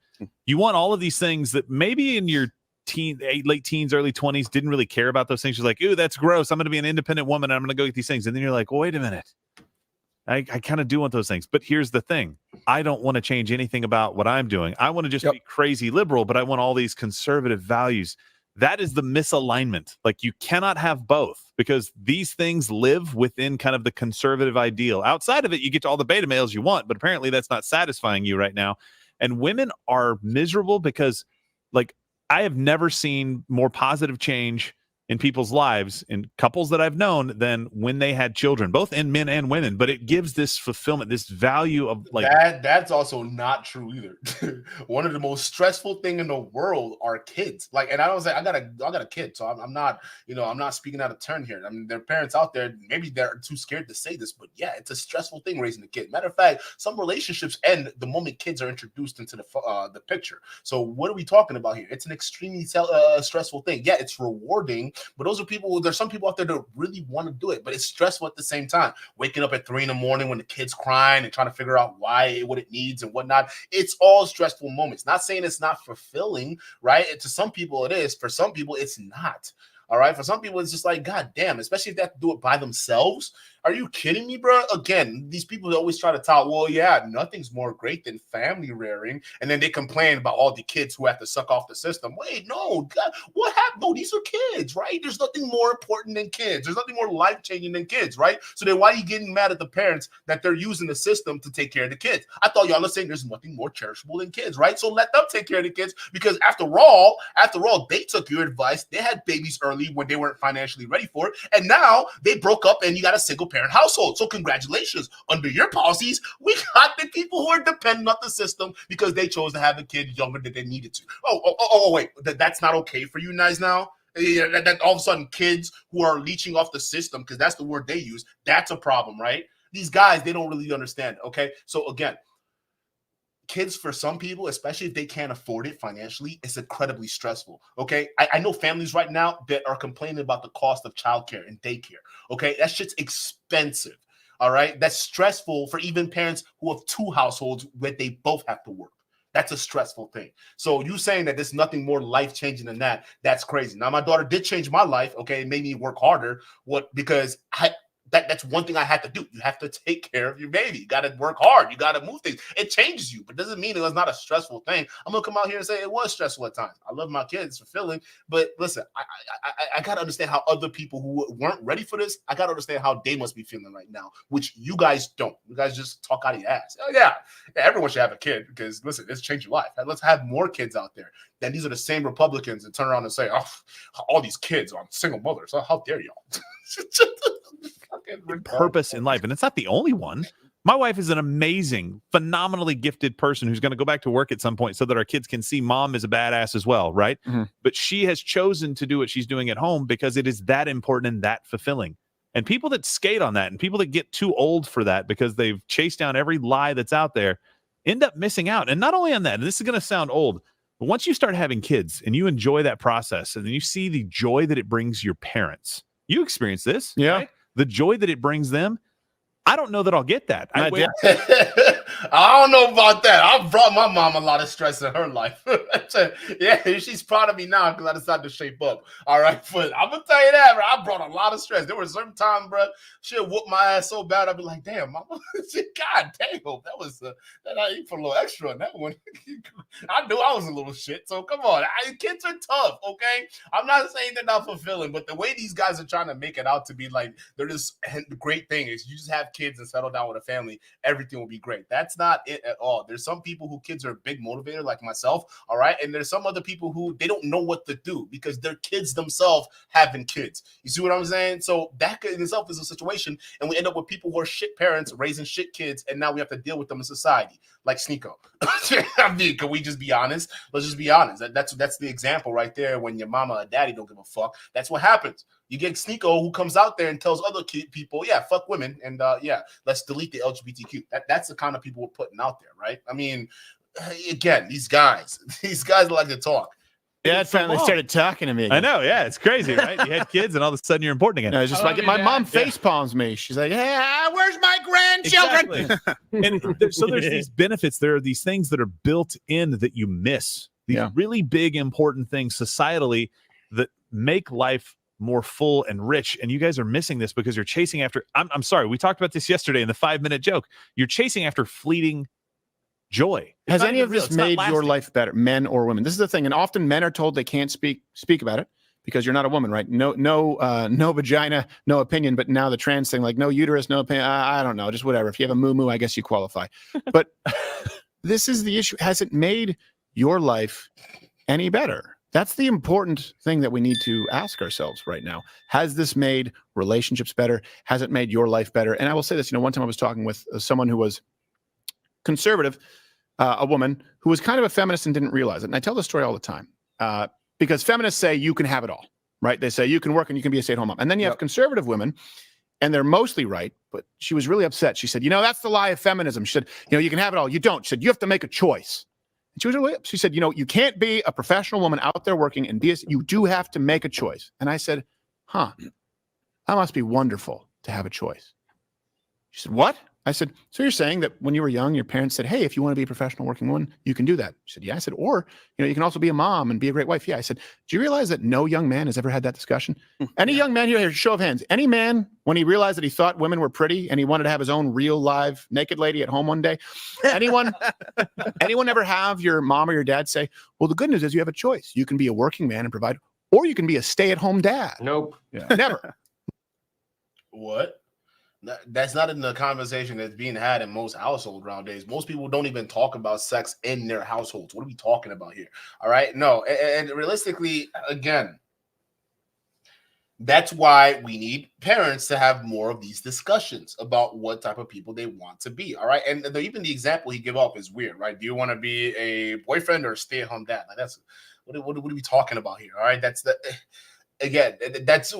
these weird ass comparison just to make a point does not make any fucking sense to me. Like, what the fuck does that mean? What the fuck? Like, what does that honestly actually mean, Steven? Huh? Really?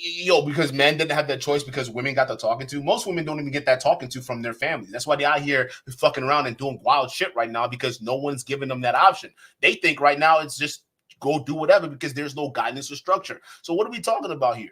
Like, this is crazy, bro. Like, I don't get this whataboutism. But what about women? It's like, can we worry about ourselves? Right? Can we worry about themselves? Like, what are we doing? Matter of fact, isn't Myron the guy telling more dudes to go sleep with more women?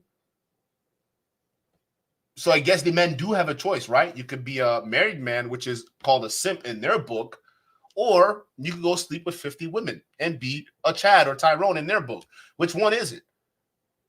They're giving you a choice. So what are we talking about here? It's so weird. Must be nice to have a choice. And by the way, even if you tried to make it societally acceptable for men to have a choice, they wouldn't take it because men have to keep themselves accountable and men don't respect other men. And they know that women ultimately, no matter what you say or do, they won't respect men who don't try and you don't have to, by the way, to be clear, I'm not saying you have to be CEO of a Fortune 500 company. You could be a garbage man. It used to be valuable that, hey, a man is going out and a man is providing for this person. But it not only was valuable, it was a prerequisite. So feminism is a lie that you can have it all. The truth is that there does need to be a choice made. And the truth is only one of the two sexes, and there are only two, has that choice. And that choice, by the way, has a finite amount of time. There is a shelf life. And we'll talk more about that as we continue. And you know what I think is great here is we can agree on the root causes. Yeah. And then disagree on some of the approaches or solutions. Hey, look at that. We're not a bunch of liberal sticks. We're going to go to Mug Club here, but I want people to know where they can find you before we go. Fresh. How about no? How about no? We already know where to find them. And I frankly, I don't want to seek him out. I think I've had enough of Fresh and Fit and their bullshit talking points for today. All right. I think I'm done with this. Okay. I mean, think about it. Every time they go off platform, they just sound so freaking dumb. Like none of their talking points make any sense. And the fact that it's even being entertained right now by a lot of these conservative tards is just shocking to me that this is even a thing, right? Like who could even entertain a conversation like that? These guys are acting like they know women and they don't. They don't. My boy had a divorce, all right, which was tumultuous, and he definitely didn't have a home that was happy and comfortable to come home to. All right, what are we doing here, bro? Like, Honestly, like what? Again, I'm not surprised, but goes to show you how the red pill is slowly becoming Republican. Okay, and not even slowly, it's happening. Okay, Andrew Tate jumped right in with Candace Owens, Tucker Carlson, and the whole lot of them. Okay, now you got Fresh and Fit moving up in these spaces. It's exactly what it is. Now, some of you guys are saying, "Dude, he was on Tim Pool," and some of these guys they're pretty conservative. Yeah, but Tim Pool it's a little different than Steven Crowder. Okay, Steven Crowder is literally a stepping stone to like Candace Owens and Tucker Carlson and all these other people. And I'm sure someone like Myron would want to have a conversation with Tucker Carlson. So you're seeing the backbone of the red pill, Fresh and Fit, literally converting over to conservative. This is it. The red pill isn't dead. They're all becoming Republicans now. Okay, they're going to be all Trump voters or Trump supporters. Again, there's nothing wrong with being a Trump supporter or anything like that. There are people I'm friends with, they're Trump supporters, and the people I'm friends with who hate Trump's guts. Okay, I'm in the middle because to me, I think Trump's a salesman. He was a Democrat. All right, when I knew Trump, all right, the Fresh Prince of Bel-Air cameo, the Clintons, but Buddy was a Democrat through and through. Like, I don't know how all of a sudden Republicans forgot that, right? As much as they hate Democrats, you would think someone like Trump, you'd be like, hey, this guy's a grifter, man. Like, I don't care. He's a grifter. You would think Republicans would call it out, but apparently not. So, I again, even some of the way he talks, you can tell this guy is a liberal. All right. And I'm not surprised. He's a liberal guy masquerading as a conservative, but conservatives, they don't care. As long as you say the same talking points, they'll vibe with you. Right. And again, I don't think he's a real like conservative person. I think he LARPs as it. But again, that's just me. OK. That's not getting too far into it. But you can see how a lot of these guys, they're officially like bridging the gap. And Republican red pill, it's going to be the exact same thing. Before you know it, you're going to see me covering a bunch of these freaking Republican cringe weirdos. And trust me, there's nothing more cringe than one of these Republican independent journalists, right? These right wingers who are just like Alex Jones, right? The guy who's thinking that Donald Trump is some kind of Jesus or second coming of Jesus. It's like, what is wrong with you people? You're grown men. You're grown men. This guy was a degenerate that ripped off the mob during the construction era in New York. Like, what are we doing here? This guy's a piece of shit. But apparently he's the second coming to some evangelicals out there, which is insane to me, bro. Like, I don't get y'all, bro. But again, I get it because, listen, Trump, what he it's not even about Trump. Because I talked to some of my friends that vote for Trump and whatnot. They love Trump. It's not even because you talk to them. They're a little bit smarter than some of the average guys I talk to. But they'll say it's not about Trump in himself. It's about what Trump represents. So again, that's why I don't really shit too much on Trump supporters, because to me, I just probably think it's probably what he represents, which is against the status quo. The slick back, pundit style, he breaks the mold. The way all politicians are all slimy, the way they talk, little platitudes and cliche talking points these guys bring up. Trump isn't like that. He speaks a little bit more, straightforward. So a lot of people like what that represents. Matter of fact, you can even look at some of these politicians who are outwardly vocal, similar to Trump. A lot of people would gravitate to that because it's so different from what they're used to, right? So again, I think it's more about that than anything else. But then if we start focusing on how people sound versus actually what they're doing, we start ending up with people doing stuff like Matt Gaetz and Donald Trump. Right? You start having this weird little, cat fight that isn't about what they're going to do for you in terms of America. They just talk shit about the other politician. So it's just weird to see the evolution of politics after the Trump effect. And again, it is what it is. But guys, let me know what you think. Moxie says Donald Trump owes everyone money. Hell yeah. I know that for a fact, bro. That guy owes a bunch of people money. All right. That is what it is, bro. I mean, that is Donald Trump, though. That's the thing. He's just, to me, he's a gangster. That I don't care what anyone says. To me, he's a gangster, bro. The guy was rolling with the mob. This guy has fuck Andrew Tate. He has mob ties. Trump is actually they're legitimate mob guys right now who are alive that can point to Donald Trump and say, yeah, he had some he had some dealings with a bunch of guys, made guys I knew. Like that's him. That's him. So the fact that this guy was able to go from where he was to president and people looking at him some kind of angel, it's like crazy to me. He's a gangster. Even the way he talks and how he treats other politicians, like he's a gangster through and through. Like it is what it is. But I guess people like that shit. That's politics in America today. We like gangsters, thugs, and people who don't give a fuck going to office, right? It is what it is. Chat, you let me know what you think. Was this a disastrous interview by Steven Crowder? All right, or let me know. Put a 1 in the chat. For those of you guys who don't usually stay for the 1s and 2s, I'm pretty much done with the show.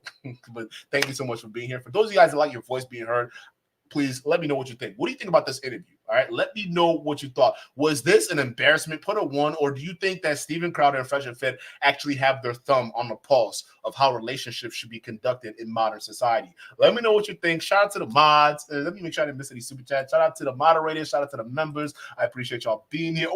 Oh, Dev, shout out to you for the $5 super chat. Dev says this is an hour-long cope session. Men aren't matching up to the bare minimum nowadays, and they're mad about it. Absolutely facts. You're absolutely right. A lot of men don't match up, right? And that's why the passport bros, they're leaning on that very heavy, because back in the day, a lot of times what men had to do was just bring the income. As long as you had the income, you were good. But now in the West, where women have the income now, just having the income alone isn't good enough, okay? Now you have to have the income and a lot more, because society is more expensive. You got to do more. So a lot of these guys, they can't compete, or they don't want to compete. So they go to other countries where the income for them is enough, right? So they go to these third world countries in Southeast Asia, or in these Latin American countries, right? And they go there and they become kings because their money goes further. All right. So you're absolutely right. They don't want to match up to the standards anymore. They rather shame the standards that women are putting out and say, yeah, no, your standards are too high. You need to lower it and settle for me. And it's like, why? Society sucks. I don't want to settle. Like, I don't know how y'all work. I don't want to settle for a woman that just wants to sit at home all day. I'm sorry, bro. You got to do something. You got to do something. Sit your ass sitting at home all day. The fuck? You can go do something with your life. If you got a degree, even better. Go do something. Contribute to the household. Like, what are you talking about? I ain't going. Like, what are you talking? It's an effect, because when I marry you, okay, you're my teammate at this point. We're in it together. So you got to bring something to the pot. What the hell? You leave it up to me for what? So I can feel like a big shot? Like, what the fuck? You got to go do something, because then what happens to me? What if I die? Now you have no skills to take care of yourself, and now you got to go depend on another man. That's essentially what you're setting up these women for, right? Because you're basically saying, don't have skills for yourself, because normally something happens to you, all they need to do is just go rely on another man, because they've gotten so used to being able to rely on you. Let that woman be independent, bro. If she has some skills, that's a good thing. Okay, because you are not gonna be there forever. And if you die, because men die often more than women do, okay, if you die, you need to be sure that she has the skill set to be able to take care of your children right away, and not have to run into the arms of some dude because you demanded that you were the only thing and end up be all in terms of providing and protecting. Like, y'all don't understand the kind of psychology you're setting up for. It's so ridiculous these guys don't get it. It's just like, come on, bro. Like, the way I see it, if I'm choosing a woman, right, you gotta show me you're a capable person, because I am entrusting my child in your hands. All right. If something happens to me, I got to make sure you're not just your first instinct is not going to run off to some man because you have no idea how to take care of yourself, because you got so used to me doing all the damn work. God damn it, bro. What do y'all need to wake the fuck up. It's not about y'all at the end of the day. It's about your offspring. Okay. So if you don't have that unit behind you, you have no balls demanding women to, oh God, these guys don't fucking think. Chat, I appreciate y'all being here. You could be anywhere in the world right now, but you're here with us. I appreciate it. All right. But let me know what the 1s and 2s. Okay. What do you think? You think that the interview was trash? Put a 1. If you think it was insightful, put a 2. If you can put a 2, I gotta ask, what was insightful about Steven Crowder's take on marriages and finding relationships? Hey, let me know in the chat, and I'm gonna catch you on the next one. Peace.